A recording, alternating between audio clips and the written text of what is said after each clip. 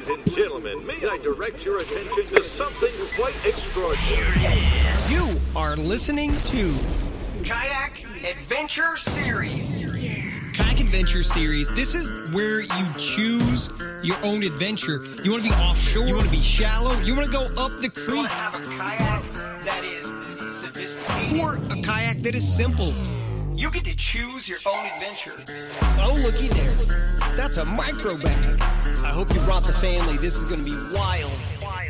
Hey, this adventure is going to be amazing.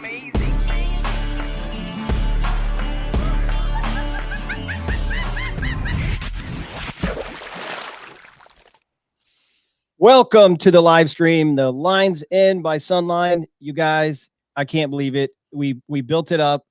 I gotta start with something. I know as we wait for people to join, Drew, you have a lot of big ideas, and I'm like, okay, speaking. Sorry. this and this stuff came together, and it was an amazing week. I had a blast. Everyone who I stayed in the house with, we all had a blast going into town. I didn't have if I was at the Airbnb and I had moments where I was like, I just want to chill. That was fine, but I never felt like I was bored, and I never felt like I didn't have something to do. Right? Yeah. There was something to do. If you didn't do it, that was your fault. You guys agree?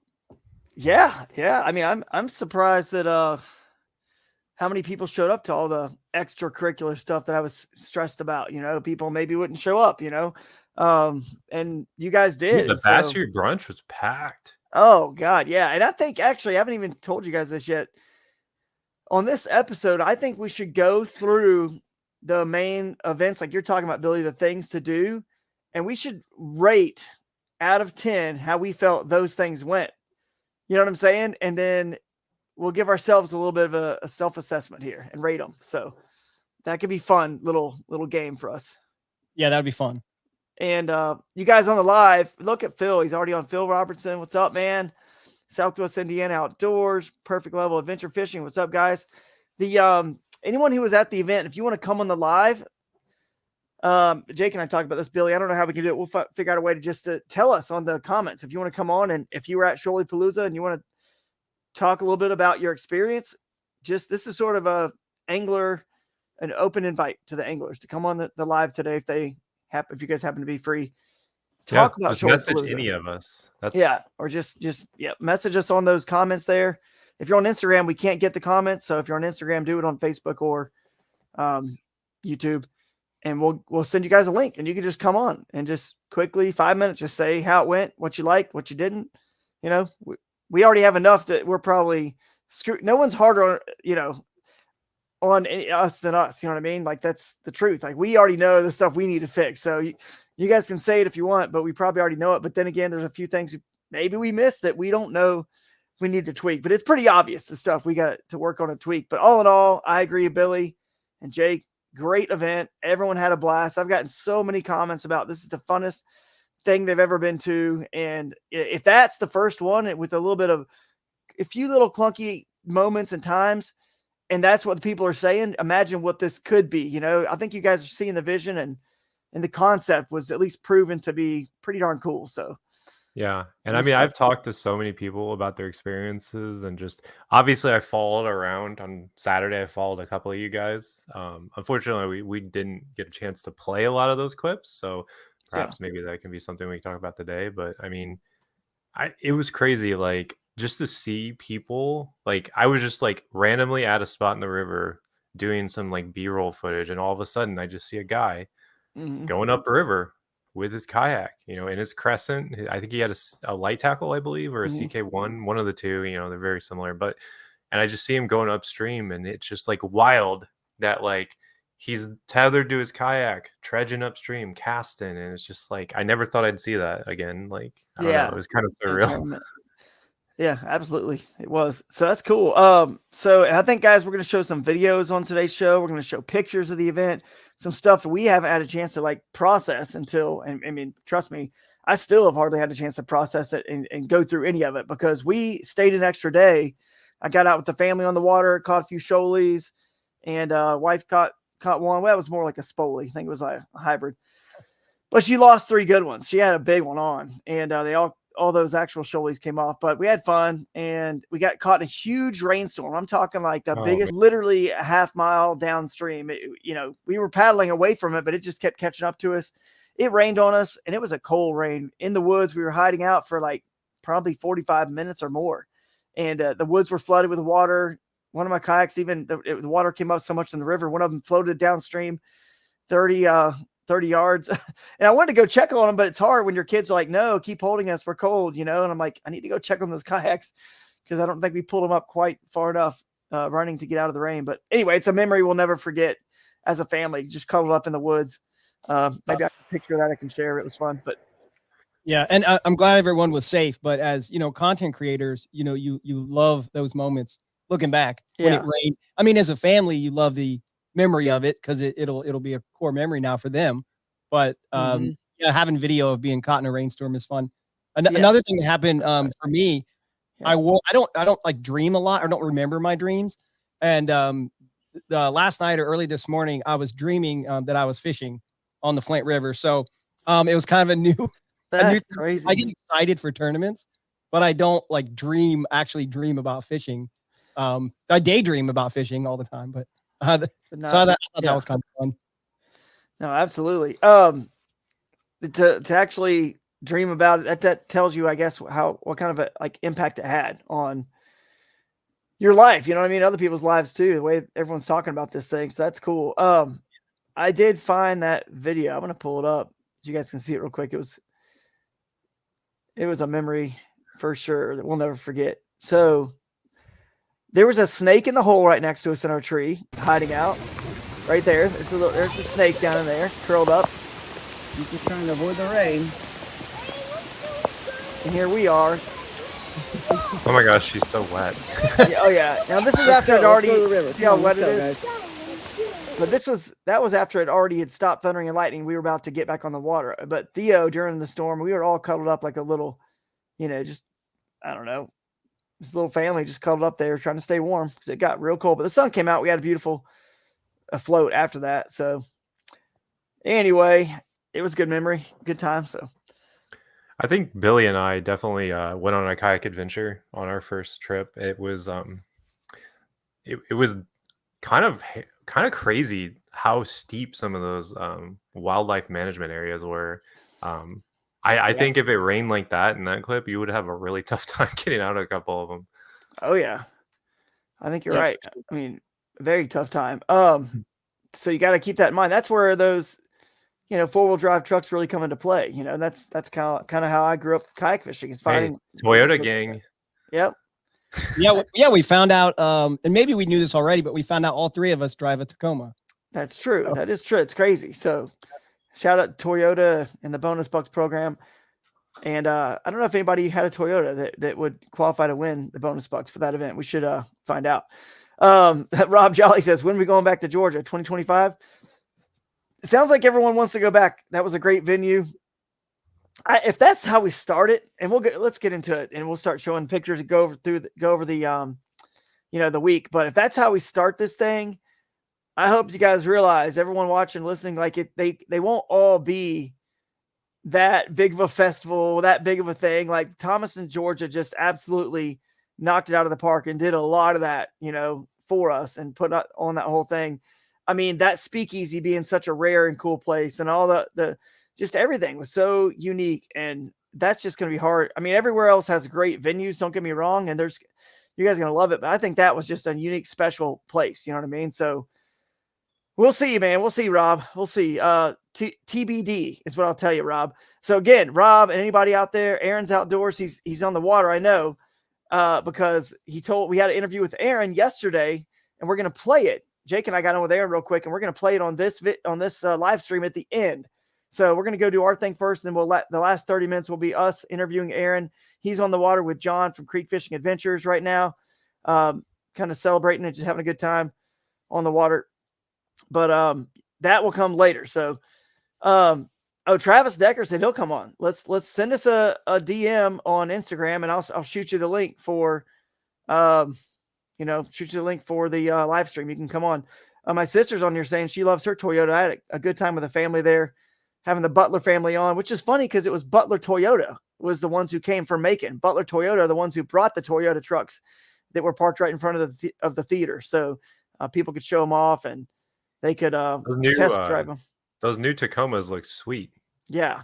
I didn't have a chance to even take a look at them. That's a bummer. I was so busy. And all three of us, we thought we were going to have time to do all this extra stuff, but we were running around like chickens with our heads cocked the entire time. And I feel so bad. Billy, you didn't even get a chance to fish the second day, and you're in the tournament, which, I got to find a way to do something for you, man, because you're in a lot of these. But we are streamlining this, and I think you'll have better success, in the future, potentially fishing and trying to run them. But it's that first one was definitely, yeah, a lot. I mean, it's out. hindsight, and we'll probably talk about it more. And the live stream folks don't like all that, but I really did have to be at the theater. Access to the projector and to the actual. I can only do so much from the Airbnb, and then I made that tough decision to not fish. But you did good on Friday. You did good. Like Friday was for me. It was 20th. I mean, you could have. Did you go to our spot that day, Billy? Yes. Well, I put in there and then I took out. Oh, you floated. Yeah. Well, we used the 30. I love the format. We used the 30 minutes to go cover like a mile and a half of water. Smart. Okay. So you went the opposite way that we were? Yeah. Okay. Let's see if Rob. Someone was like, why'd you guys go there and go upstream? I was like, I don't know. We didn't know what we were doing. See if Rob can send us a message on, and Luke Turner saying great event. Drew Gregory, thanks, man. Appreciate it, Luke. Do we have any news and notes? Love the new video, Billy. Billy's the first one to get our. I don't know if we really have any. I mean, we probably do, but we don't really have them officially. But Billy, my video instead. Your video is the first Shoaliepalooza recap to come out. I know Alex Rudd's got 4 parts. He said. I know John Dalton's going to do one. I'm sure those guys. Banks and Eddie. Well, I know Aaron's got at least. Aaron, of course. He's got the whole thing.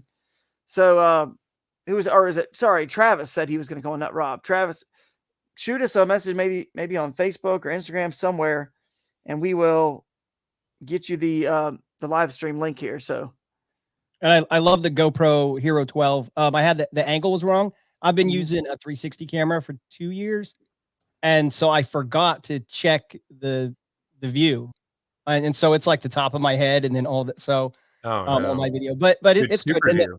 Super view. Well, it's super view, and then I have the 2.0 the GoPro mod lens, so I'm just gonna put that mod lens on there and then be done with it. But the GoPro, the quality of the 12, no overheating issues. I loved it. So. Speaking of GoPro 12, look at this. We gave away a GoPro 12. There you go. For the Big Bass Bling. So yeah, we did. Right there. Did you got here? Go. Let's see. Let me get it. Pull it up. I was on a different tab. I'm trying to see if Travis has messaged us yet somewhere. Oh, here we go. On Instagram. He said he has. All right, cool. I'll send you the link and he can come on. Aaron won because he caught the big bass on he had it on GoPro. He got a free GoPro 12. So we gave that to him. Did you post the picture just now? Or did I yeah, miss you want to see it? Here you go. Yeah, that's what I want to see. Yeah. So that's the GoPro Big Bass bonus. Right. If you capture, it's a bonus because you got a huge prize already from Boondocks. And if you capture the biggest bass of the event on GoPro or any action camera, doesn't have to be GoPro, any action camera, from not an angle of just your crotch and you just fighting it in. I'm talking like from behind where we can actually see the fight and the action. You get a GoPro Hero 12, and he did it first event. He got big bass on. Really, he got that camera because of the hair flip he did. Yeah. Yeah. My kids even laughed. I showed it at home, and the kids were watching. As soon as he flipped his hair, they all laughed. I was like, oh, that. He told me, he's like, man, you did me dirty with the hair flip. I was like, no, dude, there's no way that wasn't going in there when we edited. Everybody loved that. Everybody loved it. I'm looking here. I'm going to find it eventually from Travis, because you know how Instagram has all these different like message requests. These primary are these, you know what I mean? It's like, come on, guys. I think we're going to have some really good footage overall. Because I know the stuff that Alex and John got are good. Like I helped them a little bit on. I think that was Thursday we went out. I know John got some super sick footage sitting in the current, so I'm really excited to see that. Yeah. We already know that Aaron's going to have good content because I saw a couple of his pre-fishing clips and even that was insane. So, yeah. All right. Well, you guys want to start? What do you want to start with? Let's just go in order. Opening ceremonies and start and see if what we rate the opening ceremonies. How do you think they went? Everything about it. What do you think? I thought they were really good, honestly. Like usually those openings, like the check-in is like super like clinical and there's not a lot going on. And like even like, the free stuff was usually the free stuff's not very good. And I feel like we had a lot of things to do there. Like I tried out 3 different kayaks myself. So I got to try the Primo, the K-Craft, and then I jumped out on the Cuda, the NRS Cuda, the inflatable. So I thought that was fun. So people stuck around a long time. Out of 10, what are you rating the flop or no flop? Yeah, I mean, like, what do you definitely think? not a flop. I mean, I would give it like an 8 or a 9. I think one of the things that maybe we should have been more communicative about or communicated better is just that hey, there's going to be a bunch of food here, guys. Don't eat. Come eat here. Eat at the food trucks. So yeah, you're talking about at the opening ceremonies, right? Because there was some, there was a barbecue truck, there was a coffee truck, and the coffee one was really popular. Very popular. So these are pictures of the opening ceremonies right here. I'm pulling up. You guys see those? Yeah. All right. So it was packed. Everyone checked in here. They got all their gift bags. They were playing games, like you said. The coffee trucks. I mean, the coffee and ice cream truck was popular. The barbecue truck. So you're thinking not enough people probably ate at the food trucks. Yeah, I would like to just see, we want to support those food trucks that are there. So like, I would like to get the word out. Like, hey guys, if you're pre-fishing, you could do like Dustin did, where they pre-fished that stretch. They rolled up on their kayaks. They jumped out. They checked in. Grabbed some food from the food truck, and I thought that was really cool. I actually got some footage of that. Let me see if I can find it. Yeah, see if you can. This is Steve Kennedy. He showed up, Bassmaster Elite Series Pro. He showed up and fished the tournament, so it's pretty cool. I think he finished 21st. So it was really cool to see Steve there. Big fan favorite on the Bassmaster Elite Series, and to have an Elite Series angler show up to the very first event, that was pretty darn crazy to me. And he, I talked to him about it at the Classic, and he seemed to be interested. I just never knew he would actually show up. So he did. But that was cool. And then I give the opening ceremonies a 9 out of 10. And yeah, some more people probably could have got some stuff from the food trucks, but we had a dinner afterwards at the Riverbend restaurant, which is kind of that was our opening ceremony. I forgot about that. That was all part of sort of the opening ceremonies. And I give that like a 10 out of 10. Like 50 people showed up for that, which was awesome. And it proves that our format worked, because people were like, well, we don't have to get up at 4 a.m. tomorrow to get on the water. We just have to get up for a 10 a.m. Bass View brunch, which is optional anyway if we want to do it. So let's go eat. Let's have fun. Let's go celebrate. So that's what they did, and that was pretty cool. So I think that restaurant has to be happy, because that was a ton of business for that small restaurant. Oh yeah, absolutely. Yeah. They loved and they did a pretty good job. Obviously, there was a couple of hiccups with some people's food, but like they were serving so many people, and I don't feel like it was too slow. Yeah, look at that.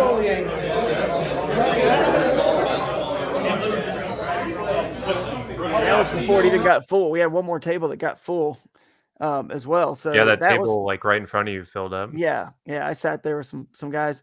So 50 people. So I'm going to give it a 9 out of 10. And the only thing I'm going to knock it on was we didn't really have cell signal down there. But we, you know what I mean? Like on the water by the river. We didn't have that was a signal. bummer. That was I was tough. trying so hard to like find a spot to upload videos, but I just couldn't do it.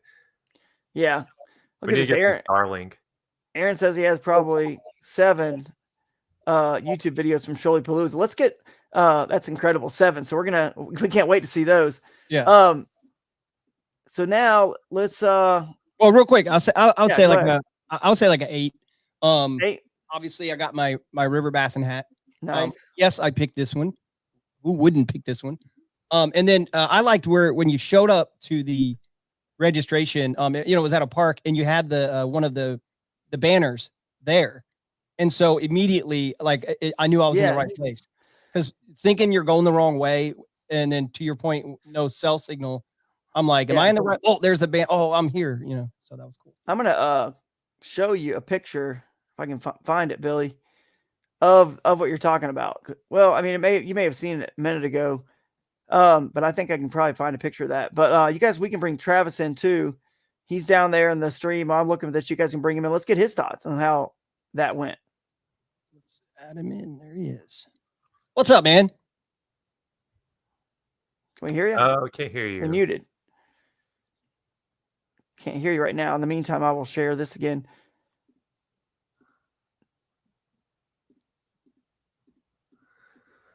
You guys, Dustin said the brunch was great. It really was. The turnout for that was insane. Yeah. There you go. There's that big banner, right? Oh, you guys no. See that? No, we still see your folder view. Folder view. So it's not letting me share that. All right, let me fix this, guys. Sorry, technical. Yeah. I think one thing for the registration and maybe dinner, and this is not, we can't control all the things, but like some adult beverages would have been good at registration. Yeah. Now that's something. Not getting hammered or anything, but a couple beers. I think the park won't allow you or something, right? They did say here. This is what you guys are talking about here. They did say that they don't allow alcohol there, and we didn't say this publicly, but if you would have had some there, as long as it wasn't in a glass container and it wasn't really like obvious, you would have been fine. No one would have said anything. But we want to always err on the side of caution with that and not break any rules. But yeah, I agree. That's another good point though, to maybe 8.5 out of 10. So opening ceremonies.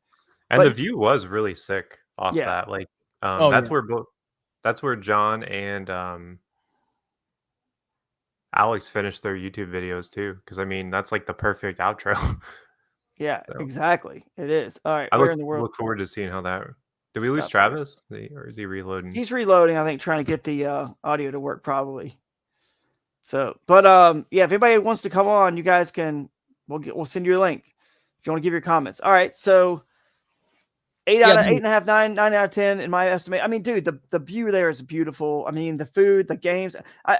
No one really played cornhole. I had those out, and then next time we're gonna have that Revel Round game out that finally got shipped to us, and we were able to show it off on the stage. That's a lot of fun because it's like cornhole, but they're with like little hacky sack bags, and it's like a round table. It's easier to transport, and you can kick the bags back in, and for your partner who's there, because you're throwing to one of your partners there, just like cornhole, you can kick them back in with your feet if they roll off of that table, hacky them back onto the board. You know what I'm saying, or back in the hole, and it's worth extra points if you do that. So it kind of is a little bit more interactive. It's a cool game, so I can't wait for us to start playing that. Some of these next one.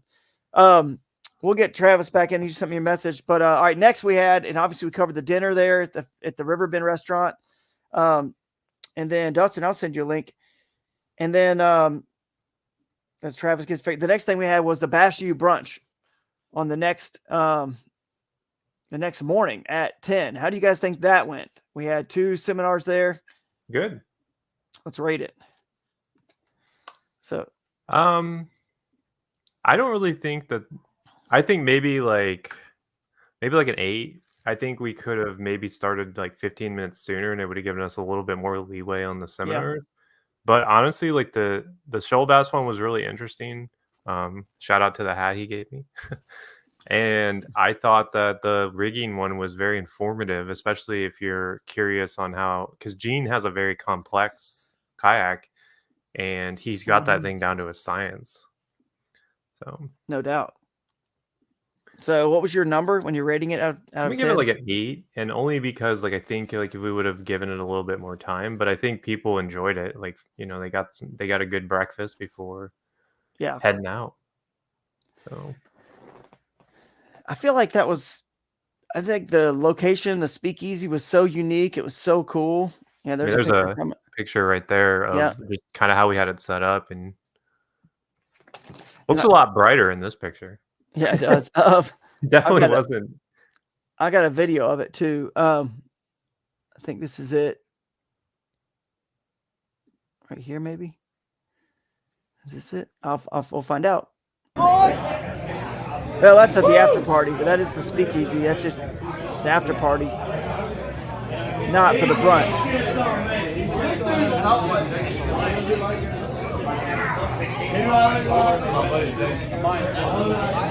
Telling lies, always telling lies.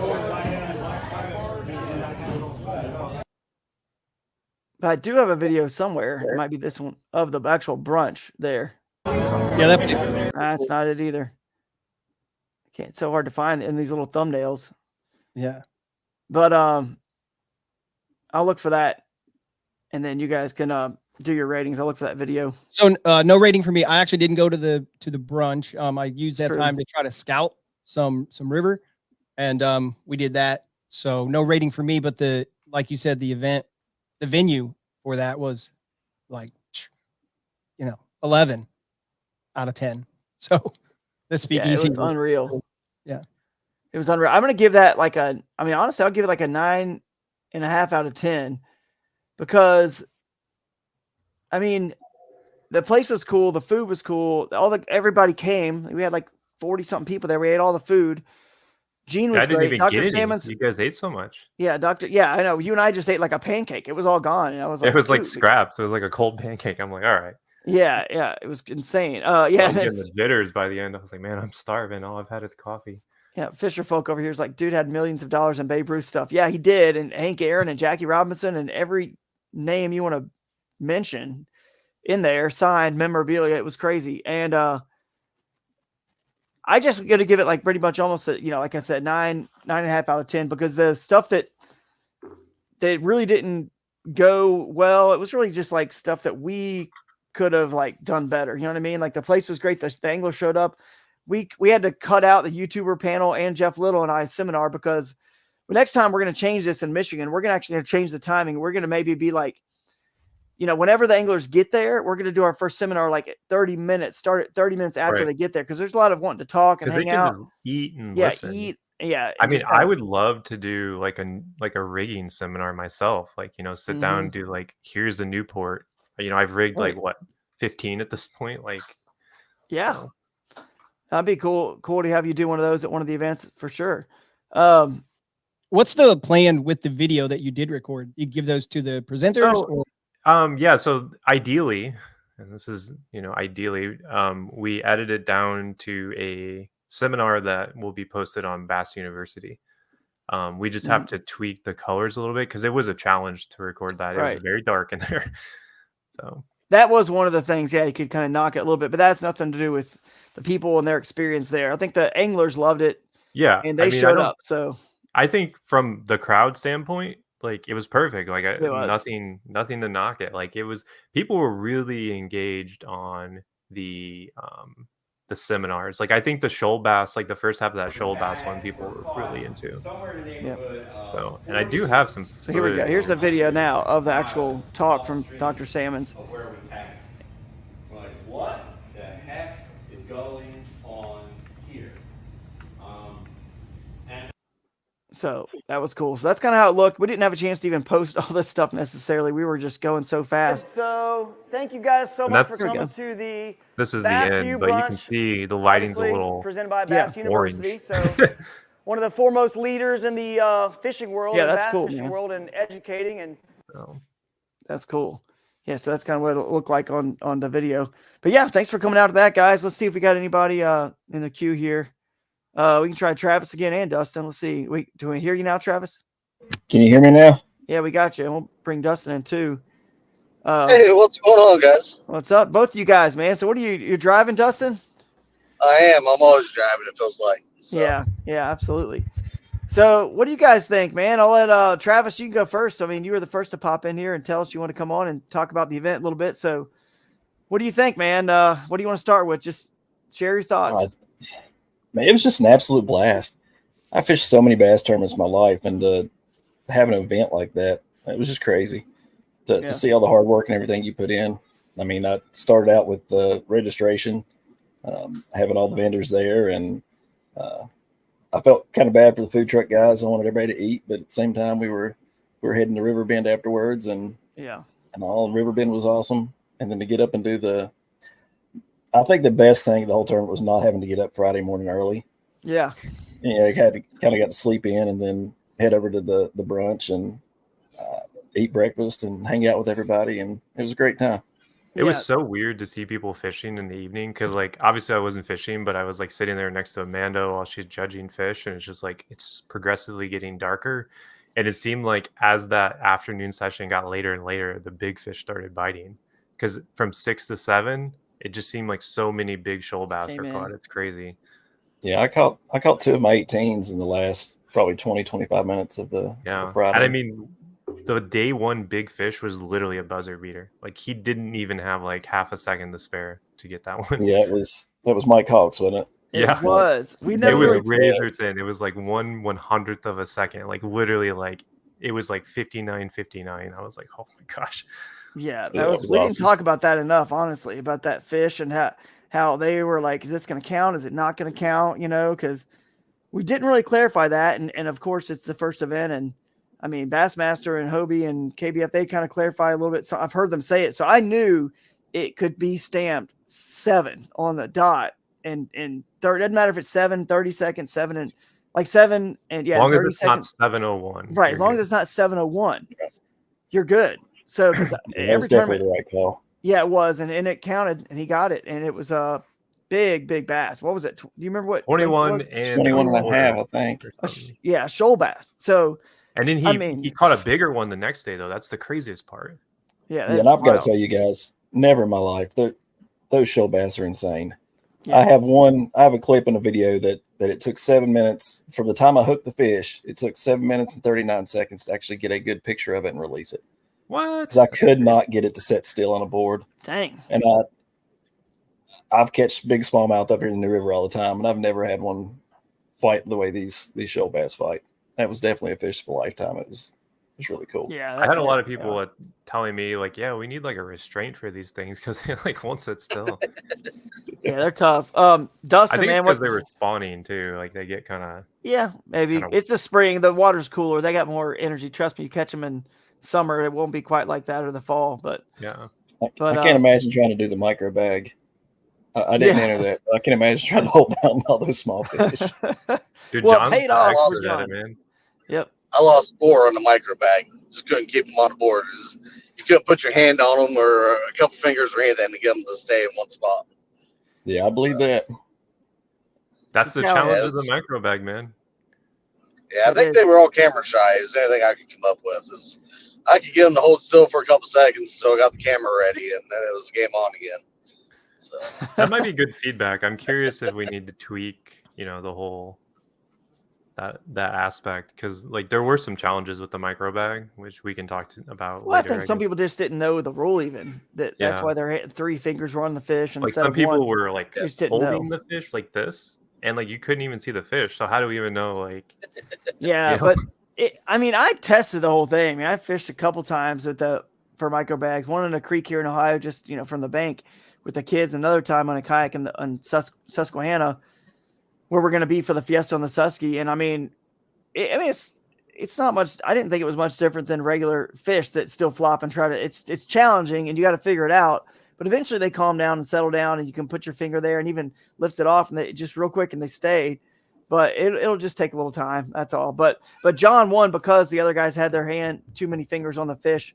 So and the micro bag is a winner take all. So he won like $210. I mean, it wasn't nothing. You know what I'm saying? Like for a $25 entry, he won $200 something. I covered his whole trip down there. The gas and some food and stuff. And I mean, not the whole trip. I mean, if there was anyone that was going to win it, it's going to be John, because I knew that he was going to go for it, and he even had like a backup plan. He caught them all in his normal lures, which is the craziest part. Like he had his like small stuff ready to go just in case, but he didn't end up needing it. Well, if they would have scored the fish right, the other guys, I think Ethan, and I can't remember who the other one was, then he wouldn't have won. So it was Will. Will, okay, yeah, another Illinois guy. Yep. But Dustin, what did you think? I think Travis hit on something about the format, and that's kind of in my head when I invented it. I was like, I don't want people to ever be tired or stressed or rushed. And that's why some of the things are optional. But even the optional, they were like the brunch is at 10 a.m., not, super early where you got to get up early, you don't have time. I mean, it seemed like that it kind of worked out where everyone enjoyed it. There's probably still some things that could be tweaked, but what did you think about that? I absolutely loved it. I mean, as many tournaments as I fished, from day one to end of the tournament, you're getting up before sun up and you're running like crazy. So actually having a day that, we didn't get up until like 8 and then turn around and run over to the brunch. It was really weird. I mean, not to be on the water fishing, especially on. It's like, oh, it's tournament day. We should be fishing. how antsy was everyone at that brunch to get out of there? Did you feel like time was going way faster and like, I got to get on the water. I got to go. I did actually. Yeah. Yep. Yeah. It was like, and especially you start thinking in your head, just like, man, did I do this? Do I have that ready? And we went back and grabbed all of our gear, started going back to our gear again. It was like, man, we're ready. But now we're just sitting around throwing our thumbs a little bit. It was weird. I know a lot of people feeling to it, but a lot of people were stressed out about like, oh, do I need to get there early and like get a parking spot? And like some people were talking about getting there at like 9 a.m. to camp out. I'm like, that's crazy, man. And it was cool that the seminar, especially the Dr. Salmon seminar about shoal bass, this is obviously kind of unique, but I felt like this information he gave you guys, if you weren't on shoal bass already or didn't know what to do on the tournament, or at least if you had an idea or you're on the fence about something, the information he gave you guys should have even helped direct you to, okay, I need to go here then, based on what he's told me about these fish and the time of the year and when they migrate and what they do and where they kind of are. And that was kind of cool. It's like your last chance to get some good intel. And think about Michigan next. Smalley Talk Podcast Live. They'll probably be, I'll be up there maybe on that show with some other folks, and it's good. I know those guys have fished, some of those rivers too. It's a good last minute, time to get some tips and tricks for the area. So that was kind of cool. So I mean, it definitely worked. The group up. It made me want to stay in the shoals for longer. Because of everything that he said. So that's what I concentrated on the whole time. I was dragging a light tackle too up the shoals. So I don't know where you were at, Jake, but you may have. Did you fish where we checked in? No, I was actually fishing. I was blessed enough to be fishing pretty much within sight of Russ the whole weekend. Oh, so you were on the Ocmulgee. Yeah, I was on the Ocmulgee. Yeah, cool. It was good to see. I fished that stretch, so. Yeah. Well, it's good to see like people on every river kind of in the top 10. You know what I mean? It really was, I don't know. I assume the majority of the people probably fished the Flint because it was the closest. But so it's hard to say, you know what I mean? Unless you have like 25 people on this river and 25 on this one and 25 there and 25 on that lake and that lake. It's hard to tell, but it was just cool to see. Like it really, could have been one anywhere, and it was very equal throughout. Other than the lakes, yeah, you never know. The lakes were not, represented super well, but that's because I don't think many people fish the lakes. Like I know a few, but that's it. I mean, because you're coming down to Georgia to catch a shoal bass, right? So it's hard not to go after that fish when you're there, especially when they can get the lengths they get to get you over 100 inches. It's hard not to go that route, and obviously it worked. So, what was next, guys? We did the Bass U brunch. Then you guys went to the water, which hopefully a lot of people did what I said, and have your kayak loaded up on your truck, ready to roll to your river or lake from the Bass U brunch. Cause it's not like it starts at 8 a.m. Like you said, Dustin, you guys could get up, load it all up. Hopefully you got it ready the night before so you could sleep in and then just drive to the brunch. And the brunch is over. It ends at 12:30. We gave you guys at the brunch your code a little bit early, your identifier code a little bit earlier than the public, which is another little bonus for getting there.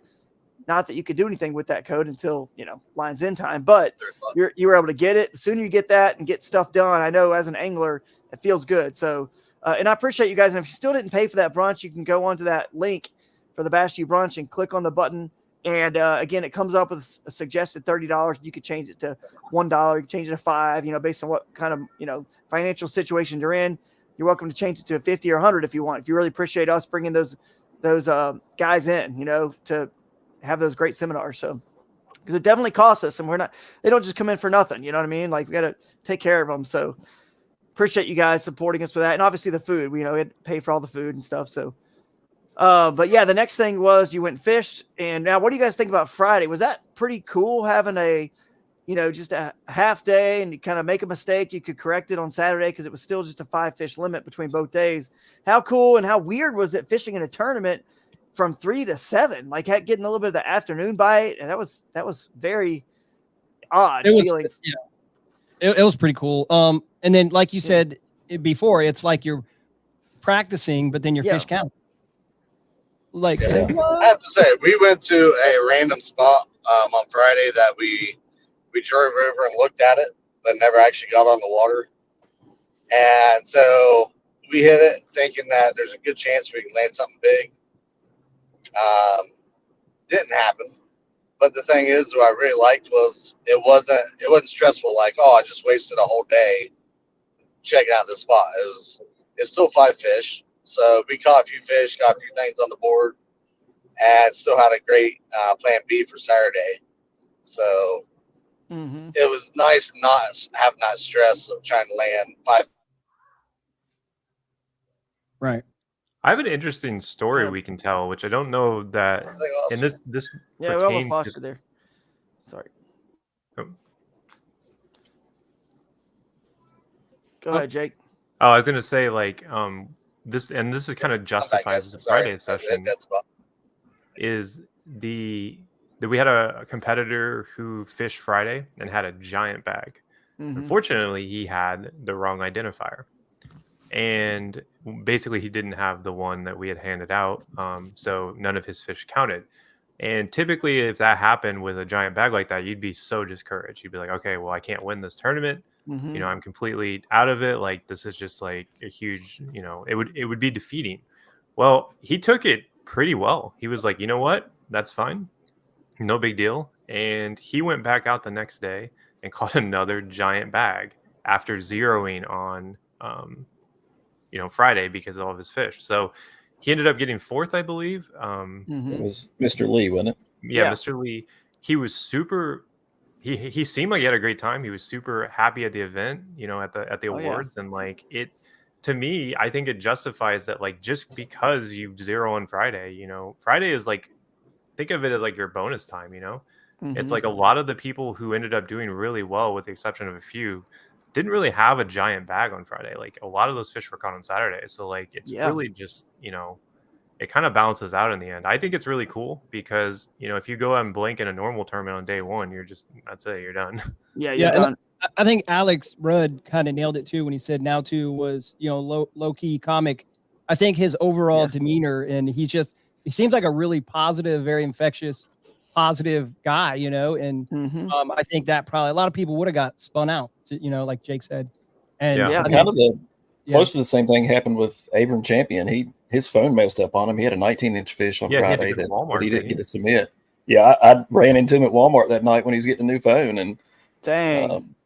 And he came back out and ended up with 93 inches the next day. So, that actually brings up a point. You should have you could have a GoPro as a backup. You could take a photo. We prefer it be on linear mode, not wide or super view, with a GoPro, and get it back in time to get to somebody else to get that card, that data onto somebody else's phone with a quick app. You could send it to the app, or if you get it out with enough time to get back to us where some Wi-Fi, you could still get a GoPro, because we're thinking about extending the hours for fish submissions on Friday, maybe even an hour and a half time, giving another 15 minutes. And keep in mind, GoPro does have GPS. Like, you can enable it. That's a great idea, because I've got GPS. Verizon, and I had horrible signal. I had to end the day early every day and load up and try to go sit on the side of the road somewhere to submit pictures. So right. So, I would have to fact check myself, but I think they removed the GPS from the 12. Yeah, interesting. My 11 has it, but I guess but in a crunch, maybe we'll have to see if that's. But I did want to say that what what Jake was just talking about, Natu Lee, and I don't want to this doesn't detract or anything Aaron did, because he caught 102 1/4 inches. But Jake, tell me what he would have had. This is going to blow people away. Tell me what Natu would have had if his Friday fish would have counted with his Saturday fish. I'm going by memory on this, so I might be a little foggy, but I saw his full limit because we were discussing it, in like the war room, basically. Yeah. And he had a 21 and something. He had a couple 20s. I think he had 94 inches. or something. On day one, was, yeah. It was definitely 90s. Day one. So if you would have comboed that with his day two, he definitely would have been up there. Like I think like he would have at least had 100 inches. Like so Yeah. he had quite a Maybe. day, and like Yeah. it's a bummer that his fish got disqualified. But to me, it was the way he handled it. He said, "Okay, I'll drive there and get an identifier from the house." So while we were practicing or whatnot, he came by the house, drove all the way in, got an identifier from Amanda, went to the same spot he fished on day one, and just wrecked him again. Because I believe he had planned on going to the Akmogi to fish for, or no, I think he was going to go to the Chattahoochee actually and fish the tailwaters of, what is that, West Point or whatever? Yeah. So I thought, and we could confirm this, but I thought maybe you'd even mention that he would have won the tournament if his first. I think there was a possibility. I don't want to like just say that, but I think it definitely would have given the top two a run for their money. Yeah, so he could have won the whole thing. So that's pretty wild. But at least in this format, he got a chance to still get fourth. You know what I mean? Come back because it's just 5 fish, and a lot of people are making comments about this. Let's think about it. Russ, remember he had 75 inches on day one, so his Friday fish, none of them mattered. So in other words, Natu won the day two dark horse because he was at 0 and got all the way up to 94 something inches. So he moved the most spots from day one to day two, which got him that huge package from Dark Horse Tackle, which is pretty cool. That they have that. So it's actually a little bit of I know it sounds weird. You want to have a good Friday, of course, but if you don't, you got a better chance to win that prize. So it's kind of a cool thing there. But Russ and then Lance, probably he had, I don't know if most of his fish, but some of them for sure. Most of them were probably on Saturday. So a lot of fish on Saturday. The bite was just seemed to be better. And then Lance is saying here he loves the Friday sesh because it gives you an opportunity to get a limit. Then you can spend all day Saturday chasing bigs only. Sam Cox, and there's a lot of comments about this, says the afternoon sesh was awesome. Change of pace. The only downfall I saw was by the time I loaded, drove 45 minutes back, and prepped, it was almost midnight. And that's the reason why I've told people when it was 7 o'clock, it was still very light on the river because our Airbnb was on the river. And I thought to myself, man, did we not let them fish long enough? In the morning, you get the absolute, like at 6:30 in the morning, the next day, you guys were getting a very low light fishing for about, 20, 30 minutes until it was still very low light conditions. And you missed that on Friday afternoon. But the reason I stopped it at 7 was because, man, some people, and again, this was Sam's decision to fish somewhere that far away and blah, blah, where he got his Airbnb, blah, blah, blah, right? But still, I wanted you guys to be able to get back in time to get batteries charged, get prepped for day two, so you're not up crazy late. And I think there's a little strategy in that. Some people, I think Aaron even said he ended up a little early. He quit at 6:30 on Friday to get back, to get pictures uploaded. Yeah, I had to give him the Wi-Fi password. That's right. Yeah. And to get ready. So there's a little bit of strategy you can play into that Friday and how you're going to do it, because it can cause you to get to bed late if you are going to fish somewhere super far away and have a lot of other prep to do. So you got to get ready as much as you can on Friday morning and Thursday. And if you ever have problems like with submitting fish, I think step one is to call the tournament director, because there's ways to like help figure it out. Because like every situation is unique, like it's kind of at the discretion of the tournament director as well. So, I mean, a lot of people, I know a couple guys, I want to say it was Georgia Bassmaster Marshall. They pulled over in a church to get their photos submitted.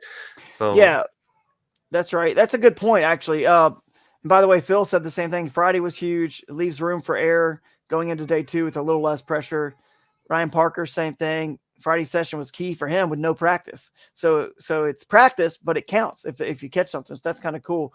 And sorry, Fisher folk, you didn't have service and you missed the deadline, but it's his own fault, which is why Friday, I want to extend that deadline longer, because we're not etching your names and trophies on Friday. And it's more, I need those fish to get submitted so we can have a recap that isn't too late. I can do a 15, 30-minute recap for the day. That's not, so maybe we can push it at 8:30 or 8:45, and then the recap's at 9 or whatever, but we need to get that identifier out to you guys too. We don't want that to get out too late. So maybe it's 8:30 or something, and we can start the stream at 8:30. And if I go till 8:45 or whatever, we can give out the identifier code, there, but we just don't want it to be too late. So, but that does bring up a good point. You're allowed to legally get out of the river as long as you get permission from a landowner or whatever. Say, hey, do you got Wi-Fi at your house? Can I get on it real quick? Or do you mind if I come on your land to go walk up that hill to get some better signal? If they say yes, you're not trespassing. You've talked to the landowner, and we want you to get your fish in. You don't have to go back, get in your car, drive up a hill if you can find a way to do it without, quicker. So that is legal, guys. And then Sam's also saying he likes that Friday's fish have to be loaded on Fridays. So there's no sandbagging. And that's another thing, to a point we actually learned at this event that we're going to change for future events. If a Friday's fish, there's a bad photo and you get deducted for a mouth crack or hand on the gill or over the eye or something, whatever, we're going to allow those fish to be replaced on Saturday as well, because it's not a new fish. You've posted and submitted that fish. We won't take a new fish from Friday. We won't accept any new fish that you didn't submit, because that was your fault for not submitting it. But we will take any other pictures of fish that you were deducted on Saturday, because it's all 5 fish for the whole tournament. So why not let you have a chance to correct that error once you've had more time to kind of figure out? So anyway, speaking of landowners, I'm glad we had no problems, no issues with the landowners, and hopefully, we will have no issues, because when you're doing stuff like this, guys, I'll share my screen again. I'll show you this cool picture here. If I can get it pulled up. Sorry. I gotta imagine the reason he didn't come out was because that video went viral. Which one? Oh yeah, the one of the Marshall's video. Yeah. So I think I had a picture of the trash in there. Maybe not. I loaded a picture of the trash if you want to show it. Oh, you did? Oh, you showed? Oh yeah. If you loaded it, there it is. That was one of the coolest things. Hopefully the landowners don't have an issue with that. We got an entire truckload full of trash, including kiddies' pools and old kayaks that would sunk to the bottom, lawn chairs and general trash, and also a car battery. We literally took a car battery. I think it was Texas River Junkie. What did you do with that? We actually sent it to the Airbnb that you stayed at, and they took care of it for us and found the place in town or whatever. They're cleaning people that took it to where it was supposed to go. So appreciate them for doing that. But Travis found Dustin, like a giant. I was going to say someone found a giant like metal ore like you would see on a rowboat too, which. Oh wow. So random. Yeah, that's the very kiddie pools random. are kind of fun to watch them get dragged out of the water. Yeah, my father-in-law got those kiddie pools. So Saturday was next. So Friday you probably got to bed a little bit later, but let's face it, every time you fish a tournament, you can't help it. You end up getting to bed later than you want. You know what I mean? It's just the truth. And you're anxious, you can't sleep good. But Saturday you woke up, tell us about Saturday and how it went, and then what happened when you came back to the festival back in downtown Thomaston. Saturday the fishing was great. I definitely want to take want to take Russ's paddle class at some point. I watched him catch a fish in the current while going backwards and then spinning around and trying to net this fish. It was pretty awesome. He kind of put on a fishing master class, and I got to watch him all day. So that was neat. That's cool. Then after the tournament was over, we went back, took showers, and headed over to the award ceremony. And you guys were hilarious. That was a lot of fun.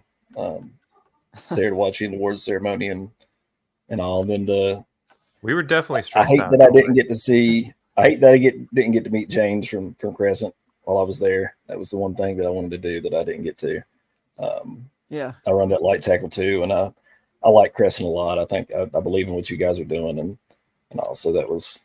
But other than that, then I walk outside. And we've got this big, huge festival in Thomaston, and live music and vendors everywhere, and it was great. I wish I wasn't so wore out. I didn't make it to the after party because I was done after fishing for 4 straight days. So I just went back to the tent and crashed and got up and drove home to Virginia the next morning. But it was really an awesome experience. I can't wait. I don't know that I'll be able to make it with the rest of my schedule to any of the other tournaments, but I'm going to make it to Broodstock. Yeah. That's cool, man. We'll see you there. And then I will definitely put more on the schedule for next year. Yep. Dustin, what about you, man, on Saturday? I'll tell you what, Saturday we got up super early, made a really long run to do the shuttle and got set up. And the fish were there. We hit the water.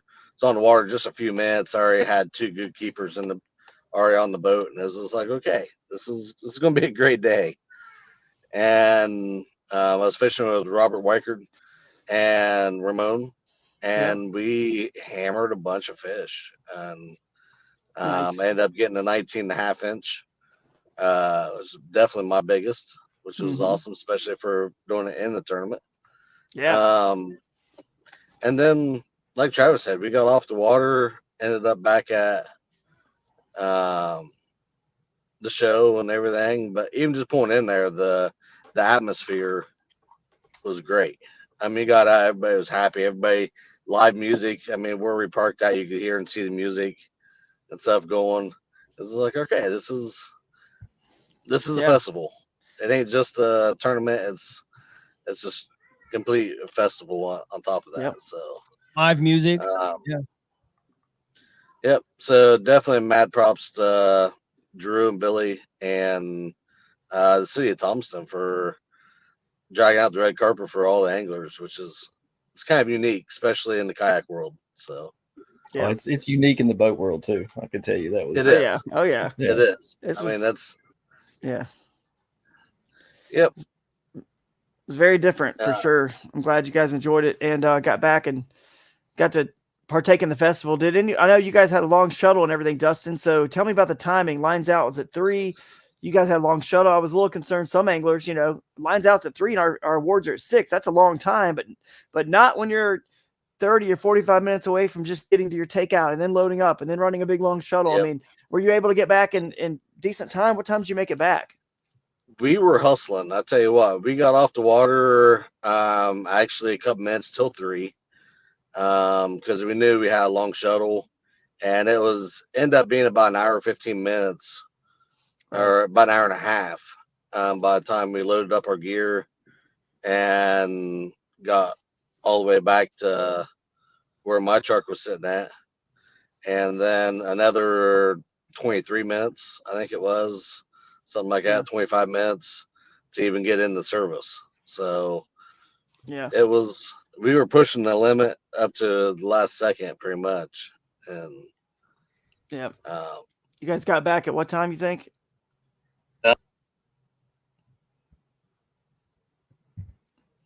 May have lost you. back to the festival. We Got got some you good now. food. Mhm. He had a good story too, Drew, that your father-in-law, Ramon, flipped his kayak and stripped down to his skibbies and went scuba diving for his gear. I'd love to It hear did. that. That could be a whole I tell podcast. Yeah, probably. Especially Adventures with of Ramon. Ramon. Wait, Ramon is your father-in-law, Drew? Yeah. Oh, okay. I Yeah. was trying to figure out. He's the one who forgot his seat and went down the river Yes. on the kayak cushion. He I'm did. like, dude, if this isn't an ad for kayak cushion, I don't know what is. Yeah, he Yeah. actually I'll be he clear, honestly, paddled. guys. Yeah, he As far as paddled a kayak long cushions, section sitting on a pizza box. Another piece of trash that we found on the river, and the kayak cushion on top of all of it, trying to get him a little bit of height. So That's He funny, was man. he was a cool dude. I liked him. Yeah, Oh, he's yeah. a mess. Ramon's a blast. Yeah. He is a blast. but a though.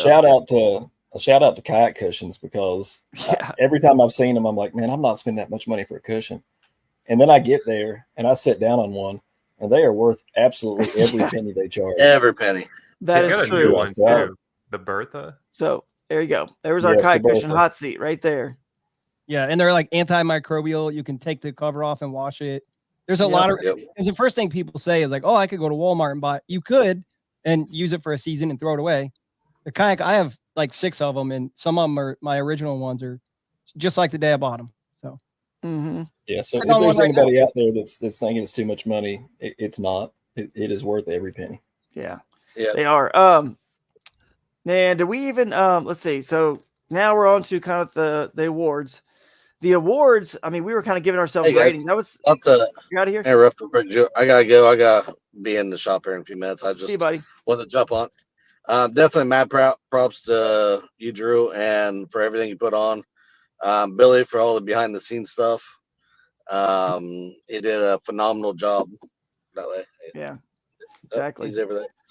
Thanks, man. But Yeah, he but did. definitely you guys put on one heck of a show, and we're looking forward to Michigan. Yeah, So, absolutely. See you, buddy. Looking forward to see it. you guys. See ya. Yeah, Billy and Jake pulled it off. Jake kept me in order. Yeah, it was. There were moments where I didn't even. He would like push the button. I'm like, what button? Like, what do you? I don't know. It was a little hectic, and Jake saved the moment more than once. So Yeah, it's hard to explain to people how the issues and all that was going on there with the soundboard being far away. We had the lighting and there the was board points being far away, and where I was like, just give me the mic, I got you. Because Yeah. it was it really was- tough to juggle the mic and like, hey Drew, no, we don't have that video, it's not working. yeah, we didn't tell people because in the moment you don't want to like ruin the experience Yeah. for the anglers or the people at home. But the mic was a soft button to turn on and on. It wasn't a It was click. awful. So there was a delay. So if Drew was like, "Hey Billy, do you?" and there was like oh an man, obvious delay in my response, it was because our mic, the back of house mic, was like a hot mic. So they could hear us online. right? So I had to keep turning it on and off. And it's just one extra thing that you're like, but we made it work. And I have the video that we never got to show. All right, Do let's you show want- it. Let's do you show it. wanna So, watch it? Do we well, wanna let's watch first say I would say we'll watch it, but I would say I gave our theater presentation the first try because it's hard to practice this until you actually do it. You can't really practice this very well. It was kind of like we had to wing it in some Well, ways. So I there mean, was I a- think we can do a lot better. I think obviously we know what needs to get trimmed up and cleaned up and go quicker. I'm not going to read off every sponsor. Like if you guys wanted to get your name shouted out, and get talked about longer, then obviously that's the next level of sponsorship that they just have to pay for. But because we show them off during the whole event, the whole weekend, they're in your gift bags, or we talk about them on the live. You're talking about it, you see them and they're part of the presentation. You know what I mean? For different categories, they're going to get mentioned, and it's like I just need to mention the main ones and then keep it. So let's keep moving things faster and faster and streamline it.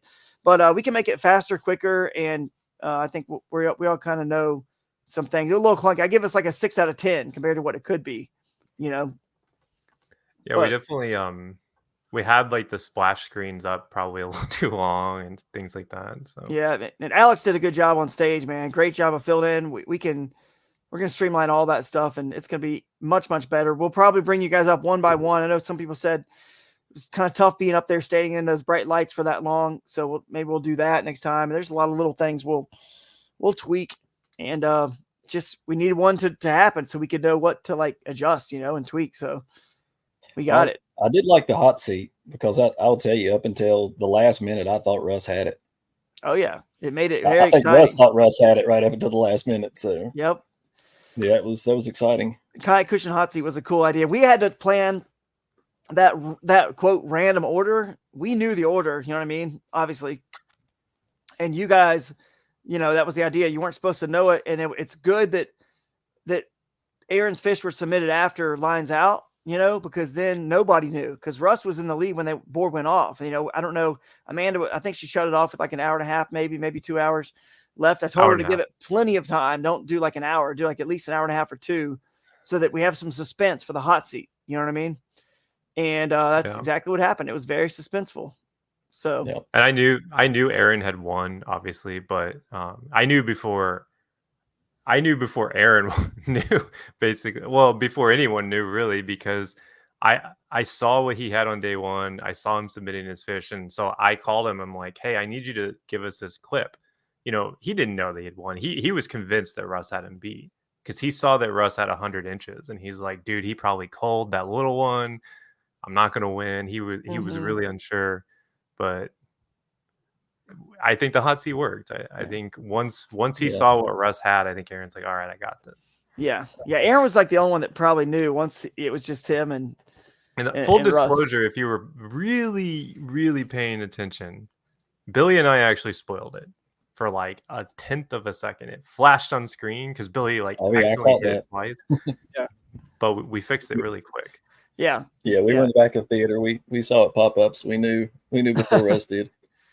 That's all right. Well, none of us on stage knew. It was pretty cool. It was a good learning experience. And if Jake, if you want to play any videos, so this is a clip that unfortunately didn't play properly. It's a really great clip.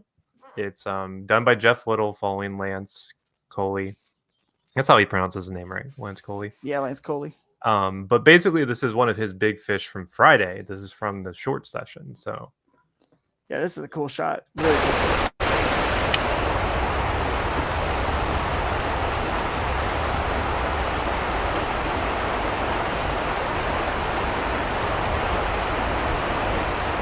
That's this line. see it. Yep.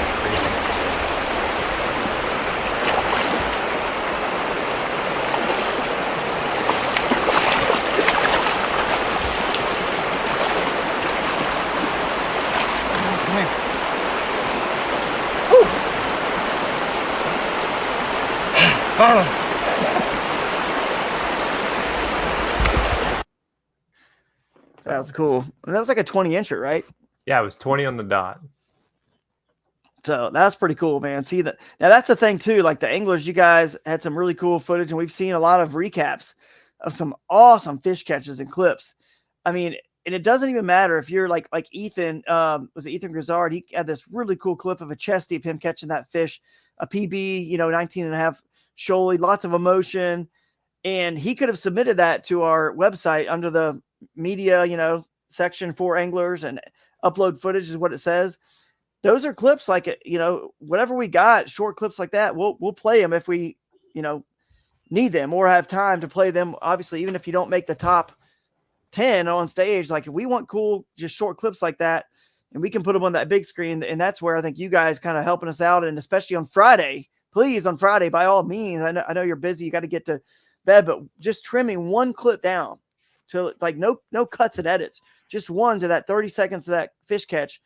And submitting it really doesn't take that long. You know what I mean? Like it won't add that much more time until you get to bed. So I'm curious too, like people who were in the theater leading up to the start, it seemed like people were really into the day one footage we were showing. Like, oh yeah, I know that's different. Like a lot of times when you're waiting for it to start, we're just sitting there. But like it seemed like people were really into that footage that Jeff had captured of Lance fishing. In fact, where he had that little 14-incher just like jump into his hands basically, and people were like, oh, because it was honestly crazy. Like, I mean, that's the beauty of the GoPro, is you're just going to capture moments like that. So yeah, and obviously Jeff was filming third person, but still, like, And his video comes out Sunday morning, guys. Jeff Little's entire video, I don't know if he's got 2 parts or whatever, but one of them comes out. I think it's the whole thing is done Sunday morning. It's going live, so you guys will see his, and I'm sure other people's videos will just keep trickling out. But the next thing we were going to do, did you want to show anything else? I was going to show the AOI standings. Go to the website. I mean, we got tons of like, I have some pictures from the, yeah, show some. Just kind of scroll through some of these. Give me a sec. We got some pictures from the event basically that are like, yeah, that's beautiful. Oh, who took that photo? Yeah.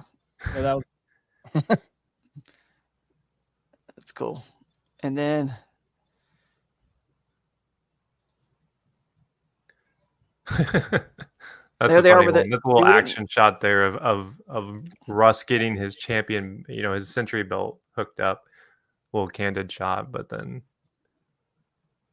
these are all after the fact. Like outside the theater, we had a giant banner set up, and people could go and take photos. I mean, we had people that weren't even fishing the event taking photos, and like even over there on the other side, we have Jeff's truck set up with like the boondock stuff, and like you can see there just us. That's a candid shot of us just taking photos, and like it was wild to me seeing so many people come up to this banner that we had sitting out there and just taking a photo. Like people had nothing to do with the event, just happy that we were in their town. So, but that's cool. The oh, there we go. There's Rudd. I mean, look at that. That's such a beautiful good shot. Like, yeah, that is a good shot. And then this is a fish I took this photo for John. This was during practice. So, yeah, that's gorgeous. I mean, gotta give a shout out to Catch on these trophies. Yeah, the trophies were great. And then the century belt, the cross kick century belt was cool. Having that party. And then there's the bling too. The Boondocks big bass bling that he's got around his neck from Boondocks. Man, we had a lot of cool stuff going on for sure. And then just the general medallions. Anyone who's in the top 15% who got a check, they got one of those. I think I showed them earlier, the the medallions or whatever, the medals. So that was pretty cool as well. So anyone, if you're in future events, is going to get one of those if you get the top 15%. We actually had them all on stage, and I forgot to tell Rod, it was really only supposed to be for the individual division. So I think people in the team, we started giving away extras and more than we needed to, but it's all good. I mean, also shout out to Dark Horse Tackle for sending us the clip to kind of intro things. That was cool. You went above and beyond to make that happen. So yeah, it was cool getting that clip from them and be able to play that. Any other clips that you want to show before we? Are these the standings? Yeah, I did have the standings up there. Well, that's 7th and 8th. Let's see. Oh, you got this. Here's first. Okay. So yeah, so it was Aaron Griffith, Russ Snyder's, Lance Cooley, and then we said Natu Lee, Jamie Dabbs, Mike Hawks. That's the top 12 who got paid. Luke Turner, Deshaun Johnson, Austin Thornton, Abram Champion, Nick Dyer, and Fisher McDaniel. Notice how tight they all are. Right there between really like Nick Dyer and all the way up right there to Luke, and maybe even back up to Mike Hawks. Yeah, 93 and 93, all the way to Jamie. It's like everyone's but so close. And it made the hot seat more difficult than I anticipated. Yeah, whenever you guys are like, "Oh, he's still in there," I was like, "No, stop! He's still in the lead." Still, I could. Yeah, we needed to remember. In the future, I'm giving Drew a sheet. Drew and Alex will get a sheet with the results, so there's no confusion. Yeah, exactly. That'd be great. We'll get that done. Shout out to Marshall too, Georgia Bassmaster. Like he was actually putting together a really big stringer day too. He was. Unfortunately, he was just sick. He just was feeling. Got sick. Same with Daniel Hamilton, dude. The mullet angle. They were on a team, and Daniel was sick the day before. Right. Marshall got sick the next day. It must have. Aaron said it was the Popeyes, but I don't know. Yeah, who knows? But I'm going to go over here to the standings. You guys can click on the AOI and Team of the Year. They're up. Thanks to Josh Goforth for putting all this together for us. And Eric Orbitan for putting it on the site. But Josh has figured out he's going to be working all of our AOI points. So now you can kind of see how it works in our scoring being different. You guys remember whoever wins, regardless of their score, like inches, they're always going to get 100. They're 100% is what their score is. That's the best you could do on that day on that body of water. So they're always 100%. So they get 100 points. And then you take the other angler's score, divide it by their score, and you can see how close the other angler got to their 100%, right? So Russ is at 97.8, Lance is 95, Natu down there 92. But here's where everyone's stacked up, right? At 91, 91, 91, 90, 90. Like everyone's really stacked all the way to the top 10 there. And that's pretty cool because you get what you earn. Okay. You kind of get what you earn. Hopefully you guys can see that. And then Team of the Year is over here, standings, TMOY. The OG River Champs are obviously in the lead. And you got Smallmouth of the South in second, Snyder's Bakers in third, Gang right behind them. They're still at 96. Hooch Daddy. I mean, they're very close scores. But what's crazy is you can make up a lot because it doesn't go or you could even increase your lead by a lot because it doesn't just go by 1 point. You know what I mean? And that's because we feel like, getting second or third out of, let's say on the individual division, let's say second or third out of 100 or 200 people is different than getting second or third out of 30 or 40 people, right? In a tournament. So why would we do it the way it's been typically done? Why would we do it that way when there's a better formula for it? Like you just get what you earn. Like the winner gets 100%. They set the bar for what's 100%, and everyone else stacks up. So there could be ties. There could be, you just kind of get what you earn, and you don't get unlucky where you're at the very bottom of some, 15 places that are separated by an inch and a half or something. And you're at the very bottom. It's like, dang, another inch and a half. You kind of get what you earn, which is pretty cool. Yeah. And I even want to try to get our local trail to start doing that. And I know this idea came from a local trail, but it did. And the easiest way also to explain it, let's say like first place gets 100 inches because easy math for me. And then second place, gets 90, they get 90 points. Yep. Instead of 99 points, they would get 90 points. Right. And because yeah. So first place, that's the bar. Yep. And then you just, however many inches you had divided by whatever. So first place got 82 inches. First place, 82 is the new 100 points. Right. And then if you got 40 inches, it's 40 divided by 80 equals, there's your points. It's Exactly. once you like get it in your head, like why it's the way it is and how you do the calculation, you're like, oh, this makes sense. Yeah, Lance So- Cooley and the guys from Alabama developed that. I think Lance actually may have developed it. And Good job, they use Lance. it. They use it. I think Iron City Kayak Anglers uses it, and maybe other trails in Alabama now. But it makes sense. I mean, it doesn't matter how many anglers in the tournament. It doesn't matter. It's fair. You know, it's just a bummer when you fish another trail or one event's got tons of people, and you got like 5th place, and another event had 30, and that guy got 5th place. He got the same number of points you did. That doesn't seem right. 5th out of 30 compared to 5th out of 150. So it kind of balances. Take Hobie, for instance. I think they had 35 boats or something this past weekend. Yeah. I think it was like 40. Ended up being 43. But 40. yeah. So yeah, the All-American I think was going on at the same time. That I probably heard that. Plus attendance. us But yeah, you're right. So that it kind of helps that, and it also just lets you just get what you earn. You know what I mean? Doesn't it? You know, based on that person. What is this clip here? Yeah, this is just one of the guys trudging upstream. Oh, that's cool. I Yeah. just thought it'd be cool to have some. Yeah, that's very cool. So we kind of covered it all. What about the last thing? One of the last things we should cover. I'm going to add it in here in a second. Our first stop of 2025. If you weren't at the theater and didn't see or hear it, our first stop for 2025 was announced. And that was another part. Like we could have done better on some of this stuff. Like I was gonna like tease the crowd, be like, "You guys want to see where we're going in 2025?" You know, and kind of like build it. And it's kind of like the communication between us. We can do better in the future. But we announced it, and it is right here, guys. Shoaliepalooza, February 21st and 22nd, 2025, and you guys will get a little preview of all the events at all the events this year. You'll get. We'll announce one for 2025 at every single stop. So kind of, that one's going to be fun. That's going to be wild. Going down to Florida in February when the bite is on down there and it's cold up north. And I think that'll be well attended. I can't wait to see what waters are in bounds for that one.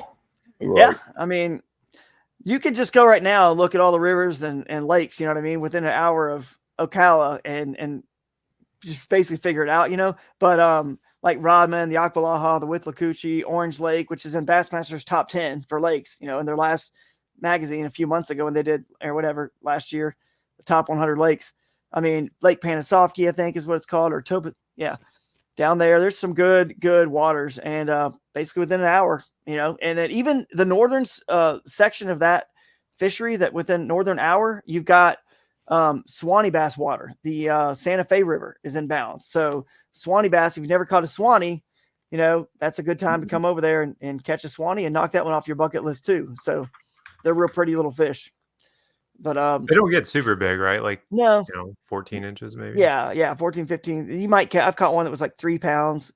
That's a big one for sure. 3-4 pounds is a real big one, but they're cool fish. But it was great. I mean, I can't think.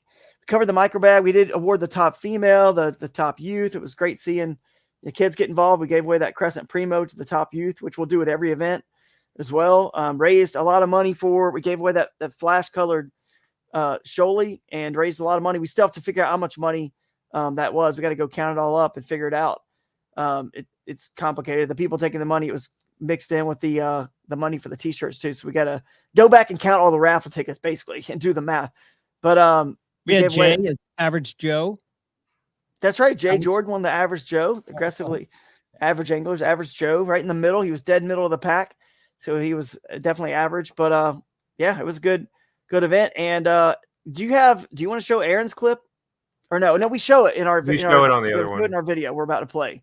So Travis, and anything else that you didn't make it to the after party, but dude, it was a blast. The after party was a blast. That's the last thing we didn't rate yet. I think the after party was like 9.5 out of 10.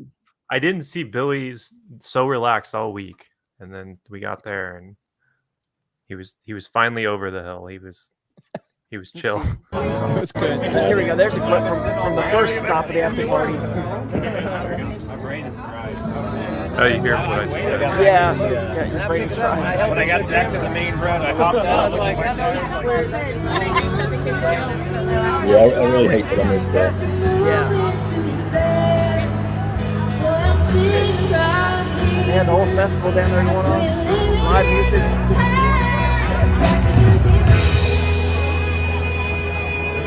That was epic, man. What happened to Yeah. the Queen cover band? I feel like we That's got next. I think that's next week. Oh, I thought Yeah, it was. they were advertising for next week. Oh, So they have another one going on next week. So round anyway, two. yeah, let's go again.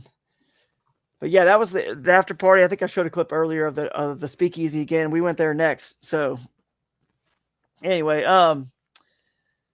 so what do you guys think now? Should we any last comments? We need to show this. We have an interview with Aaron. Yeah. Yeah. So I'm looking forward to that. But I wanted to add something about the micro bag, just like Yeah. a rule thing, because I'm not sure if there's a rule already. If you have a penalty in the micro bag, like the mouth is open, we should add inches. Yeah, we talked Okay. about that. Okay, good. Yeah, I thought about that on the way home. Oh, yeah. But was here's like, the thing. Here's the thing. It's almost like we shouldn't punish them for a mouth open, because if you leave the mouth open on a micro bag, you're punishing yourself. No, you're You know? making it longer. Right. Which It's is just bad. punishing yourself. Oh, yeah. you're right. You're punishing yourself. Oh, yeah, there you go. So Yeah. it's like a self-enforced punishment. You don't even, if they leave it open, it's like, all right, well, I mean, You know what? That's an 100%. idea to talk about with Amanda. That is an idea. Yeah. But anyway, and then and I know Travis, I think Travis had something to add too, but the video that you showed, where you're panning across the rooftop there at the slices, I was sitting next to John from Yak Gadget, and that was one of the biggest things over the weekend, just talking to people, getting to know people that maybe you knew in passing, but you really didn't have time to just chill and just talk to people and get to know people. And I had 3 or 4 interactions like that. And I mean, Jake and I had never met in person.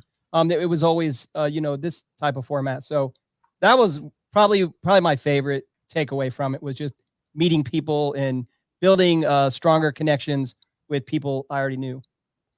Yeah, that was cool, man. It catching really was. things together, the ultimate bonding. Yeah.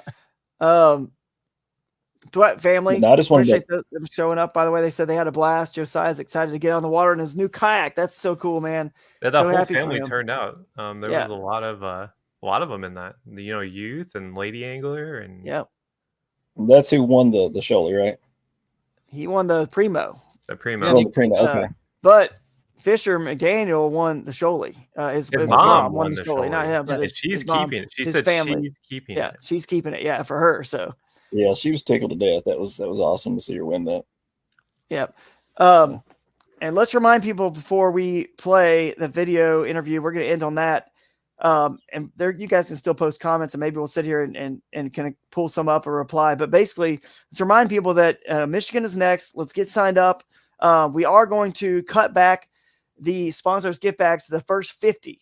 Now we're doing that because, I mean, we didn't quite get 100. Okay. We had 80 in the individual, I believe. And then, or maybe 79 when it was all said and done, we removed one more person that didn't fish, but we also had like we were close to 100 total people between the team division, the micro bag, the side pot, all of that stuff, and friends and family. And I think close to 100 unique people. And then obviously family members and other people were there. All of us, we had like a good, like 150 to 175 or 200 people total come to the event because of us. So that was pretty cool, bringing that many people into town and supporting the event.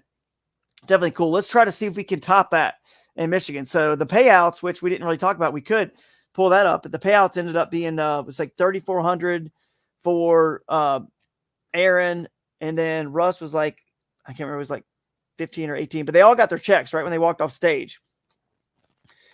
They all got it right when they walked off stage. I'll see if Amanda and I ever text. I'll pull that up and see if I have that payouts, if anyone cares to know. Here it is. It was 3,400 and for first, and second was 14, third was 920, fourth was 780, fifth was 640, sixth was 550, seventh was 380, eighth was 320, ninth was 270, 10th was 250, and then 11th and 12th were 150 each. So they basically got their money back for the entry. But it was top 15%, so it's pretty cool. If we get 100 people in, we'll pay out 15, spots. If we have 200, then 30 people will be on, come across the stage, get their medal, and then we'll talk to the top 10 actually on stage, taking the hot seat. So that was pretty cool and good payouts. The team division, I don't know what that was. I can't remember. She didn't send me that, but they all got their checks. They're all cashing checks already. They're happy. think we did all that really good, and Amanda did a really good job. I think trying to think who else we missed in terms of thanking them. But Jeff Little did a great job filming people as well. Billy, Jake, you guys did a great job. Just can't thank everyone enough. Really, the whole city just really showed out. There's tons of people that just helped that didn't need to. I believe Andrew. Yeah, I think he's in the chat there. He helped with, he gave us a light at the the seminar. So like there was a lot of like unsung heroes and all this. Everybody that helped us clean up. Yeah. All the people that brought back all the stuff for all the Ohio folks that brought back all the stuff that I had shipped there. And it was insane how many boxes there were. And that allowed me to stay with my family one extra day and keep the kayaks on the back of my truck so we could do a float. And they took all the stuff back, which I got to go. Yeah. And I mean, shout out to all the influencers at the house. Most of those guys were really understanding and like, they brought air mattresses. We made it work under some interesting scenarios, but the staff house and everyone was pretty packed over there. But I think the people who brought back, just shout out thanks to Ryan Parker, to Phil Robertson, Mark Bradford. Oh gosh, there was one other person that brought stuff back. I'm gonna miss that I appreciate. I don't know if Jay Jordan brought stuff back. He was going to, but he offered. Dustin offered. Appreciate you guys bringing all that stuff back to us. I'm definitely missing somebody, but couldn't have done it without you guys. I'm gonna have to get a trailer for the next event for sure and figure it out. So it's gonna be wild. But let's see. I guess Westbrook too for coming out there and doing the kayak demos. Like that was cool. Southern Boutique Outfitters, they were there. Yep. We had people doing kayak demos that had nothing to do with us. They were just like, "Hey, I want to try this," which is what it's all about. So. Yeah, that's right. That was really cool. So, and then let's any last thoughts from Travis? Yeah, I just want to thank you guys again. That was a lot of fun, and I can tell how hard work you put into it, and even the little hiccups you saw, it flowed right over, and I think it was just a really good job. I hate that I didn't win, Drew. I wanted to tell you I was going to spend the money on a new Shoalie, but there's always next time. So could have won the raffle. Yeah. So I'll let you guys go. All right, buddy. Thank you again for everything. See you, man. Thanks, Travis. Cool. All right, man. And Andrew Watson, by the way, was at that ACA class afterwards, so that was really cool seeing Russ and Dustin and Jeff Little put on that ACA class afterwards. That was awesome. So I wish I could have done that, honestly. Like I had to get back, but that's on my list of things to do because I'm a huge proponent of being good at paddling while you kayak fish. So. Yeah. The last thing, by the way, that I will say is go and submit your footage, guys. Like I'm talking, if it's just not even an edited clip, like edited video, an actual just 30-second minute clip, go onto the website. And we gotta share it one more time so people understand. We need this footage to put together a final video of the whole event for you guys. Like we can put it on our YouTube channel. So when you go on the website, you can just click on 4 anglers and then click on upload footage. Go over here, and it's not gonna. Anyway, click that button. It doesn't take you guys there because I'm not sharing It pops up a new tab. So, but anyway, click on that and you just submit your footage. It's easy. And you also, when you have an edited GoPro Epic Edit, consideration of that award, you can stop sharing that screen. I have no idea what it is when I'm talking. It's confusing, hard to do them both. But the Epic Edit Award is a 1 minute to 3 minute clip, like a video that you've edited, actually cut and edited. And there's a lot of folks that were filming. So I think that you guys could win. Someone's going to win a GoPro package, a $500, Hero 12 and some accessories for the GoPro Epic Edit. And we'll put that on the screen. Remember, Jake, how we were showing Jeff Little's, Billy, how we were showing Jeff? Yeah, we're showing So this is one that was submitted to by one of the fishers. So he submitted this video. It's a short one, but he submitted this one through the portal. This is just like a picture of all these people fishing the little honey hole. They're actually chasing dead fish. Isn't that crazy? That is crazy. So that's kind of where it went down. That's funny how all that water's unbalanced and some of the guys ended up at found all the same spot. I really wanted to play that clip during the awards. We just didn't have time, but that was one that the fisher, I believe the guy who won the Primo, he submitted that. Yeah, absolutely. So go submit the footage, guys, and go submit your Epic Edit, as well, 1 to 3 minutes. and we will give you a GoPro. We'll show your video off on the big screen as people are entering the theater in Michigan. And then we will also give you that. We'll announce the winner and give you that prize there, GoPro Hero 12 package. So, yeah, guys, it was fun. Let's. I guess you got that video queued up yet? Yeah, I'm gonna queue it up. So we'll still be hanging around, but it'll just be on the screen playing. And make sure I can find it. Yeah, oh, you're good. But so we will catch you guys later. So Enjoy. Yeah, enjoy this video. Well, all right, guys, we are here with the champ, the first ever champion of the Kayak Adventure Series, Shoaliepalooza event. And I mean, I think it's perfectly fitting, Aaron, that you won this event with Shoalies and in a Crescent Shoalie. That's pretty wild, man. We couldn't have scripted it better. But Aaron Griffith, tell us a little bit about yourself for those that don't know anything about you, and then we'll get into how it went. And Jake, you chime in, man. Let's grill him. Let's get some good info out of this guy. All right. Well, I'm a YouTuber here in Georgia, and on my YouTube channel, I focus on river bass fishing. That's kind of what all my videos are. And the shoal bass is definitely my favorite fish to catch. So yeah, river bassing. That's it. And I'd only fished the Flint a couple times before practicing for this event. They were both last year in summertime. And both of those trips, I think my biggest fish were like 18 inches. Like it was basically just catching a bunch of dinks. So this is really my first time. 18's a dink? Well, okay. Well, man, way to make me so bad. Nice. Those three were nice, but the rest of them were all dinks. But this is really my first time fishing for shoal bass in the spring, not in the mountains. So, I live in the mountains, fish a couple of mountain rivers a lot.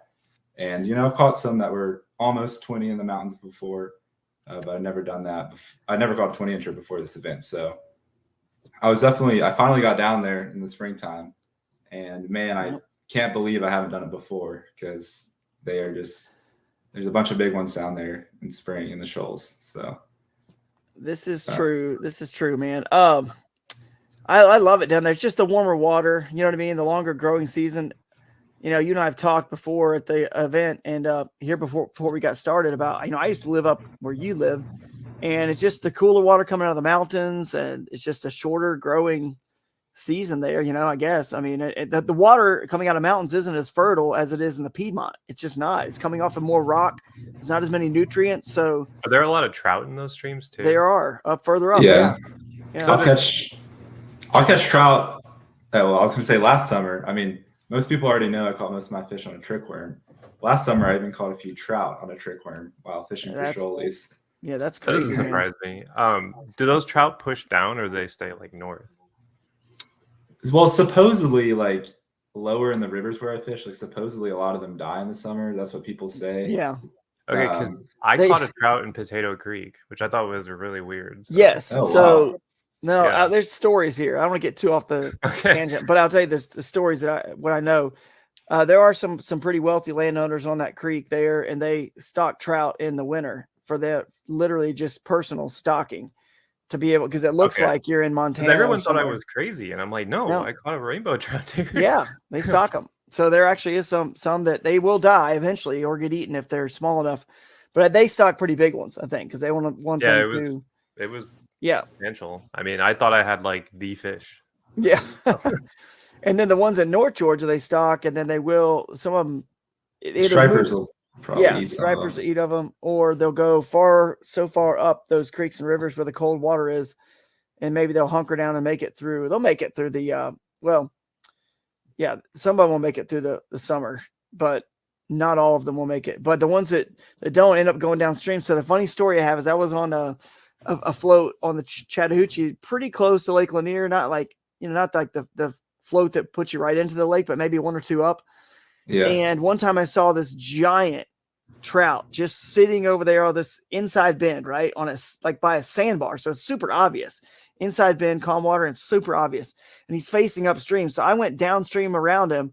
I beached my kayak and I went to and my buddy was with me, Blackwater Bill, who RIP, he's passed away, but he was like in his 60s, 70s at that point already. But great guy. So we have this memory forever. He calls me Grizzly Gregory because I beached and I walked out in the river, snuck up behind it because it was just facing upstream. I kept walking, and I just took two hands and grabbed him and threw him on the bank. Oh my gosh. And we got pictures with, I got old pictures of that. And it's like a 6 pound, it was a 6 pound rainbow trout. And it was blind in the eye that was on the riverside, So anyway, it was blind. I'll have to find that picture. I think we did actually eat that fish. I think we kept it and ate it.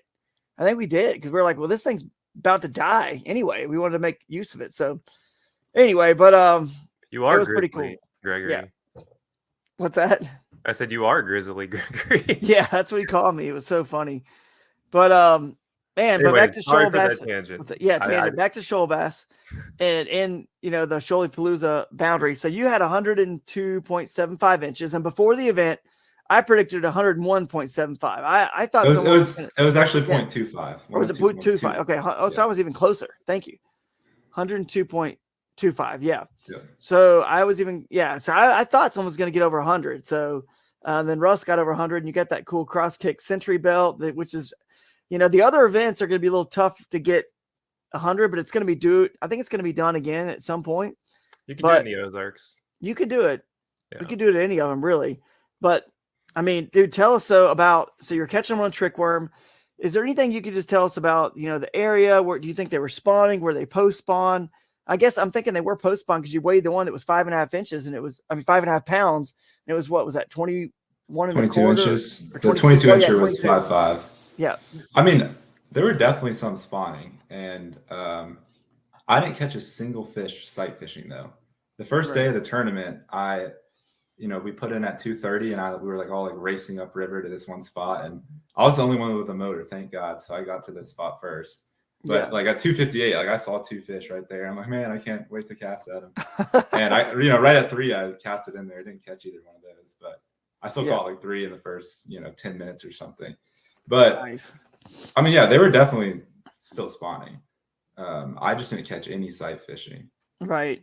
Was most of your fish come on day 1 or day 2? I can't remember. I haven't looked at it's cool how the leaderboard will show day 1 and day 2 fish. Plus, we can look at the identifier and see.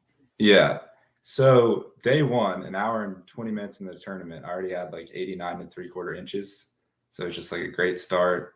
I think that's when I caught the 2 19.5s on day 1. Mm-hmm. So, I mean, I just got into this one area where I'd been catching them in practice. And, a lot of times in practice, if I had really been practicing well, maybe I wouldn't have tried to hit it so hard. But I was like, you know what? I'm making YouTube videos. I'm just trying to catch fish and make videos. Right. And if they bite again in the tournament, they bite again in the tournament.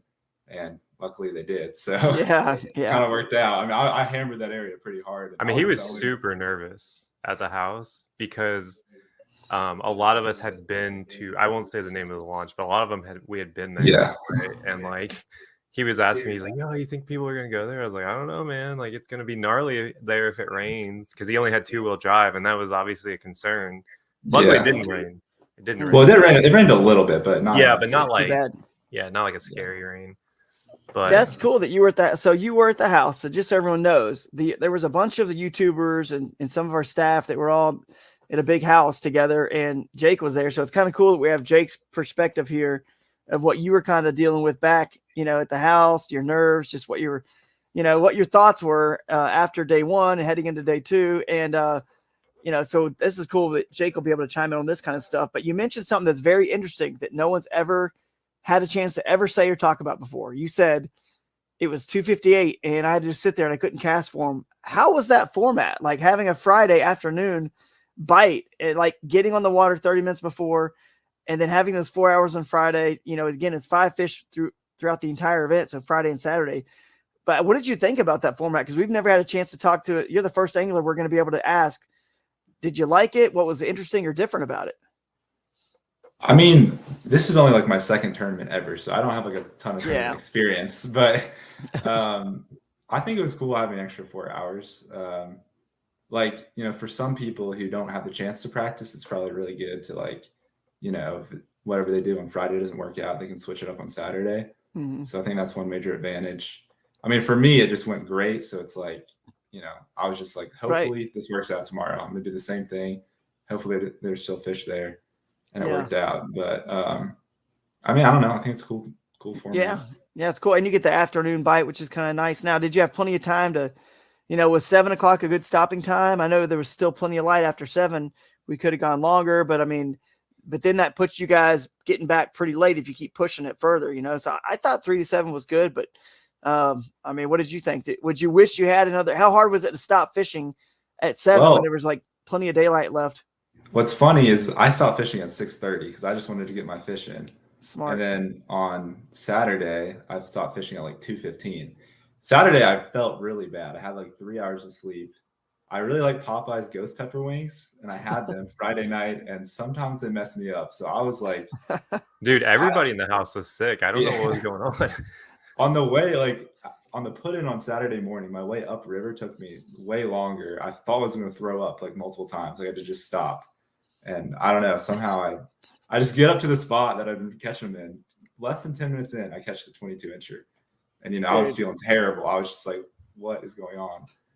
It sounds like a normal tournament to me. How about you, Jake? You're pretty much going to throw up pretty much before every – that's the way I feel. I mean, I usually I have like this like fear that if I don't get up like an hour early and like go through the morning routine, that I'm going to get out in the water and have to like jump in the water. If you know what I mean. But yeah. I don't know. It's interesting, like watching everyone coming back Friday. It was like he was the first one I saw. Aaron came back, and like I was like, "Oh wow, you're back early," and I was like, "Bad day," but actually it was the opposite. Mm-hmm. But he didn't get his fish in until like 4 minutes to spare because he couldn't get him uploaded. Oh yeah, like I had to get on the Wi-Fi at the house. Like, I got one. I had to like go run in there and get the Wi-Fi and like let him submit it. So. Yeah, we're even toying around with giving you guys even more time on that Friday because why not? I mean, it's 5 fish. It's not like we're etching a trophy, on Friday, so we could give you more time, and that could help. Now on Saturday we do have some stuff to get ready, for the awards, so we need to find out who's in what place. But yeah, it was an interesting event for sure. But the other thing I was going to ask you is, did you go to the Bass U brunch? I can't remember. Were you at that breakfast or no? Me? Yeah. Yeah, you were there. So do you remember a little bit what Dr. Salmons was talking about with the shoal bass? About how far they travel? How far they travel and how grouped up how grouped up they get. Well, because they're traveling far distances, how grouped up they get in certain areas, but only for a certain, few weeks, of the year. And I think we were still in that few week window. So here's my theory on why a normal tournament, I don't think you could have just wore them out the way you did on Friday. On pre-fishing on Wednesday, Thursday, whenever you were there, and then still turn around and caught them like that on Friday and Saturday. But shoal bass are unique in a couple ways. One, how many group up in these areas during the spring, right, for a 2-3 week window, right, maybe 4 weeks. And the second one is Dr. Salmons. I don't know if he shared this or not because I missed a little bit of it, but he shared me stories before where they've tagged shoal bass in the river. And when they tag fish in lakes, they're just praying to God that one angler catches them and returns a tag, just 1 or 2 tags out of 1,000 fish tag. They're like praying that they get one back and get information. When they went and tagged shoal bass in the Flint River, not only did they get tons of tags, they got the same fish was caught multiple times and within like a week. Like this, we just had, they're like on the phone with the person, like, we just had that fish caught last week. Where were you? And then so in other words, they're very, especially that time of the year, they're very willing, biters, eaters. And that's why I think some of the fish you caught in pre-fishing could have been the same ones because they're kind of dumb that time of year, really. I mean, yeah. And I've heard, I think on Jeff Little's YouTube channel, Steve Salmons kind of has done that same talk, maybe at like Westbrook Supply Company sometime. Oh yeah. That was where I held, the seminar. So I've listened to that whole YouTube video. So I kind of like, I've learned about how and I've experienced in the mountains, like there's a couple places in the spring I know they're going to be loaded. So I got a chance to talk to him at the house because he came by for a while and he basically told me, and I didn't tell anyone this because I wasn't going to give him information, but he said, yeah, they're spawning right now. He's like, a lot of people don't realize it, but like they are absolutely on beds and spawning. And like Drew and I were wade fishing. What was that, like Thursday night or something? Like pretty early on, and we saw one really aggressive sitting there. Remember it, like bait. And I walked around and I looked at it, and sure enough, you could see it sitting there guarding that little area. So I mean, they were clearly, in that spawn mentality. So some of them were. I saw fry out in the river in front of our Airbnb. So some of them had already spawned. I bet you 75%, 65, 75% had already spawned, but some still were Yeah, I think maybe they were like guarding like the areas too. Like, you know how they get really aggressive after they spawn before they start eating their babies. But yeah, I think that maybe they're interesting too because they don't really guard very long. According to the biologist, they don't really guard long or much at all. They kind of leave. They don't really fry guard very long. I'm talking like super short time because, and I saw teeny fry everywhere. There was no mom or dad around, but it's because there's so much of the grass and little rocks and in those shoals. There's so much surface area and places for them to hide. Yeah. They just, the parents sort of just bounce. That's interesting. Like, I never knew that. Early. So, but anyway, so Aaron, all right, man, you caught that big one the first thing on day 2.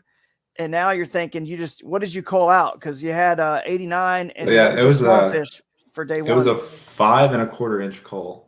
It put me I had a 16 3/4, so it put me from 90.5 to 95 3/4. So that was like right there. I was like, wow, you already got a lot. Yeah. Huge jump. And we don't know this because you didn't have signal. So we don't know what's going on. A lot of people didn't have signal on all 3 of the rivers, the major river systems. So it was very much a backloaded upload for the anglers. You know what I mean? Like Russ was uploading. He had signal. Russ did, and he was at like 97, then he got up to 98, 99. And then I was like, whoa, when I saw that, watching it, I said, dude, I was really pulling for someone to get 100. I just want to give away at least one of those century belts, and we fortunately were able to have 2. We had a lot of big shoalie caught on Saturday because Russ caught that 21 1/4, but then the guy who had big bass, right? He caught another that was bigger, like right away on Saturday, like literally like right away. And I'm pretty sure he caught that on top water. Oh yeah, you mean the guy who had big bass on the first day? Right. He caught another bigger one. It was it was Hawks. Mike or Eric Hawks? It was Mike. I think it was Mike. Because he caught one like right away on the next day. And I was like, okay, today's going to be a slugfest. But then, obviously they didn't know Mr. No Signal over here was hiding a big bag. Yeah, exactly. Yeah. So you caught the big one, you made the big coal, and so you're at 95, 96, and then what was the rest of the day like? I mean, did you get up to 102 1/4 pretty soon, or was it still kind of like working? And how far did you have to move from your primary area? I mean, did you have to keep searching for new fish, or? I didn't move very far. What's funny is I caught the 22 incher and the 21 1/2 incher out of this one like kind of deep hole, and I went like up for a while and then went back down. And on my way up, I caught the 19 3/4, and then I caught like a bunch of little ones. I mean, the trick worm will catch it's going to catch the little ones too. So I caught a bunch of little ones, and I eventually made my way back down. And there was a few other people in my area, and I kind of just rolled into the top of that big hole, just kind of casted my worm out, hook into this big one, and then I got out of my kayak to help land it on the grass right there. And it's literally in front of like 3 other guys that are in the tournament. And one of them's like, is that 19, 20 inches? I'm like, it's at least 20. Wow.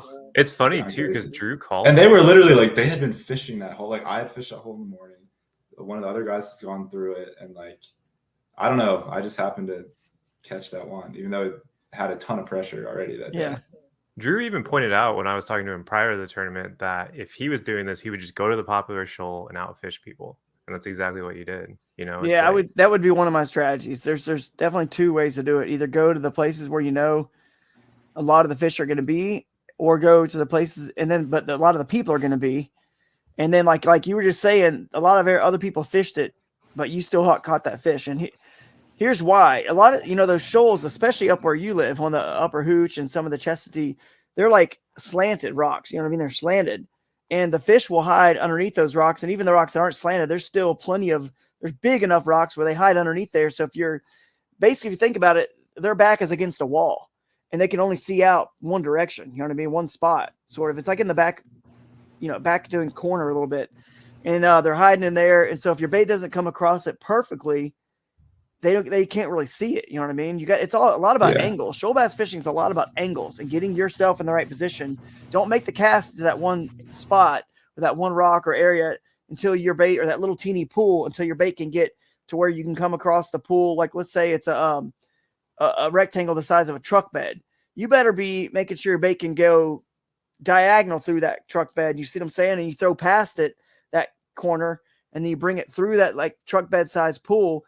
like is with the length of it, not across it where it's shorter, or not where you just land in the middle of it and bring it back. It's a lot about angles. And if people were fishing it, they didn't hit the right angle, you know, then I can see how that could definitely. And a lot of the fishing I do in the mountains, like if there had been muddy water, I mean, it probably would have been worse for everybody, but that's like, yeah, I'm not as good at that. I'm a lot more used to fishing in the clear water, dragging like a soft plastic into those different holes. So yeah, it was good. It definitely turned out good for me that it was low in clear water. That's a good point. It was clear as what you were used to. You're right. It had like a good stain to it, but it wasn't like super clear, which is like my favorite kind of water to fish. I love using a little like 3-inch Nico Helgermite, but I didn't feel like the water. Well, first off, there wasn't quite as much current in some of these areas, and I like to drift that through current. And then also because it's a little bit more dingy water, I just felt better with the trick worm. And I always use like a black trick worm will work great in clear water. And if it's dingy, it's also kind of like the best color to get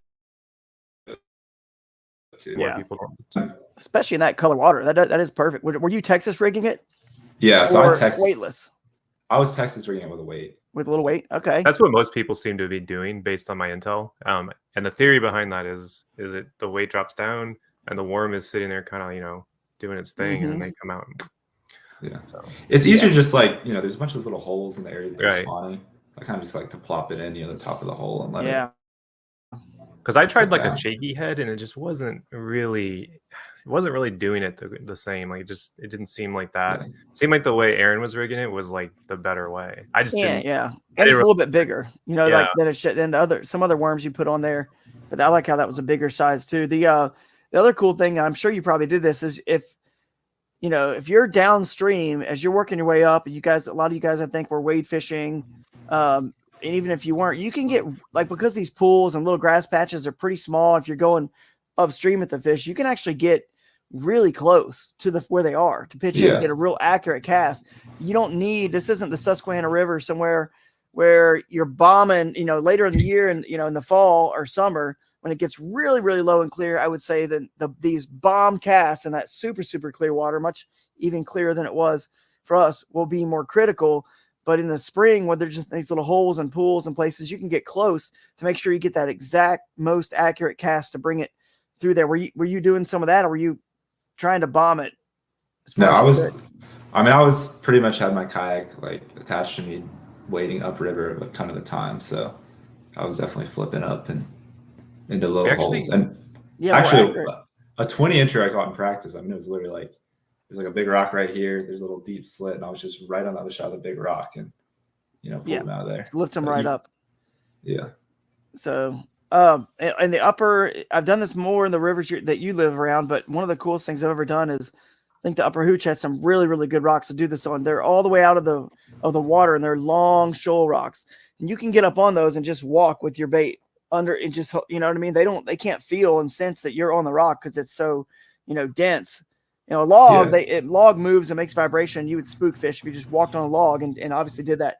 You can walk on the log, rocks, keep hopping between the rocks and just move your bait as you're walking. There's literally, you know, just a foot of line under the water or whatever. And you only have 5 feet of line out maybe total. And when they bite, you just lift them right up. And that's crazy. So you can get real close especially that time of year. And I noticed another guy, Fisher, I think he got like 12. Yeah, he was a local, and you know I kind of beat him to his spot both days really, because he came through and did a float on Saturday, so I got to hit certain areas before him. But he definitely, like, kind of like you were saying, he just had a certain amount of feet of line out and just kind of plopped it in. I haven't really done that as much.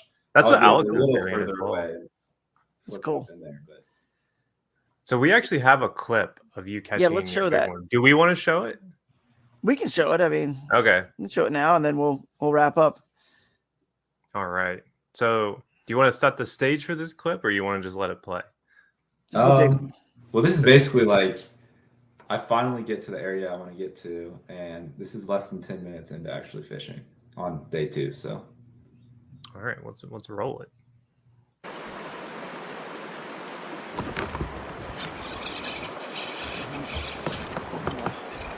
I just hooked myself, and this is a good one. I just hooked my arm. but man, this is nice one.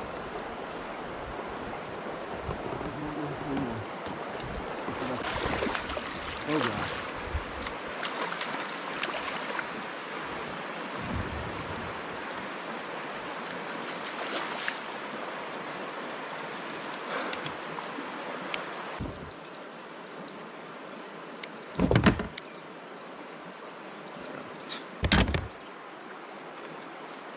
Well, look at that absolute giant. With this fish catch, I very legitimately have a shot at winning this tournament, which is insane. I mean, this is a 22-inch shoal bass. My PB caught my previous PB in practice, 21 3/4. This one barely reached 22. An absolute giant. I'm gonna have to weigh him, even though it's gonna waste a little time. But That's cool. And then I know we asked you this on stage, but what did it weigh? It was 5 pounds, 5 ounces. All right. So that one sounds like a post spawn fish with how long it was. Yeah. It was That's beautiful. incredible, dude. That was just Get such your- a what's it? pretty fish. Yeah. Getting the PB in a tournament, there's nothing like it, dude. There's nothing Yeah. like He getting broke a his PB. PB like 3 times. That's crazy. Yeah. Yeah, I mean, I couldn't believe it. I mean, you can see the look on my face. I just look back. I'm like, what Yeah. in the world? But And it's wild too when you think about it, man. Like when we were kind of previewing this tournament, we all some of us felt there could be one with shoalies and over 100, and I thought it would be just because more people were going to fish for shoalies, and then some people thought, well, maybe the lakes could play with big largemouth, but people that come down to Shoaliepalooza, they mainly want to catch shoal bass. There are a few people that try the lakes, and the lakes may have shown out more if more people would have fished them. But out of like 80 anglers, and then there was some more in the team division, probably almost 100 people total in the event, but not many people fish the lakes just because I mean, shoal bass is why you come down there. I think it was under, like, I think there was less than, like, maybe like 5 people who fished the lakes. Yeah, not that I know many. a lot of people were really on that largemouth bite, but they didn't generate any current. So that was a gamble that did not pay off. Right. The Okmulgee played really well. Russ mentioned he was over there in second place. And then you had people in the Chattahoochee in that the top 12 as well that we paid out. So it really was a pretty balanced event in terms of, what, and I remember people saying that out of those 3, they thought it was going to be a little bit harder to win it on the Flint. And I was like, I don't know about that, man. They're pretty even, all 3 of those fisheries. That the Flint, you're never going to stumble into some giant largemouth that's going to help you. You're never going to stumble into a big Alabama bass that might help you. And you might on the Chattahoochee and the Okmulgee. The Flint, you're all in on shoal bass. And obviously, Aaron, you proved that you can win it with just shoal bass and win it on the Flint. So, that's the river that's right there closest to Thomaston. So maybe it was just kind of meant to be for you out of a Crescent Shoalie. How was the Shoalie, by the way, to fish out of? I mean, obviously you've got one for a reason, so I assume you've been enjoying it. yeah, I mean, I love it. I just got a motor for it, Sweet. which I really only used it just to get up to where I was fishing, and then I kind of just put it up the rest of the day. But I love the Shoalie. I mean, it's a great kayak designed by Drew here. Yeah, that's wild, man. That makes me feel so good. You guys had such a good time there, and all the memories everyone made. And I mean, every one of our events is sponsored by a different kayak manufacturer. We raise money for pediatric cancer by raffling off that cool flash color Shoalie down in Thomaston. So it's going to be exciting to see. If you could script it perfectly, maybe someone would win out of that particular brand that's the sponsor of all of these stops.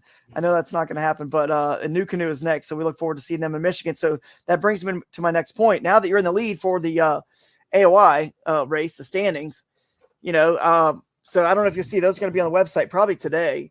And you have 100 points because whoever wins the event always gets 100.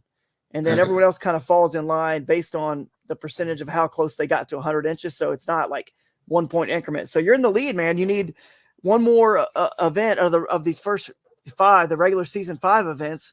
Are you kind of thinking about maybe joining in and fishing another event? Because, the winner gets a e-bike that's worth $5,000 and a bunch of other prizes. It's getting close to $10,000 for the Angler of the Year prize.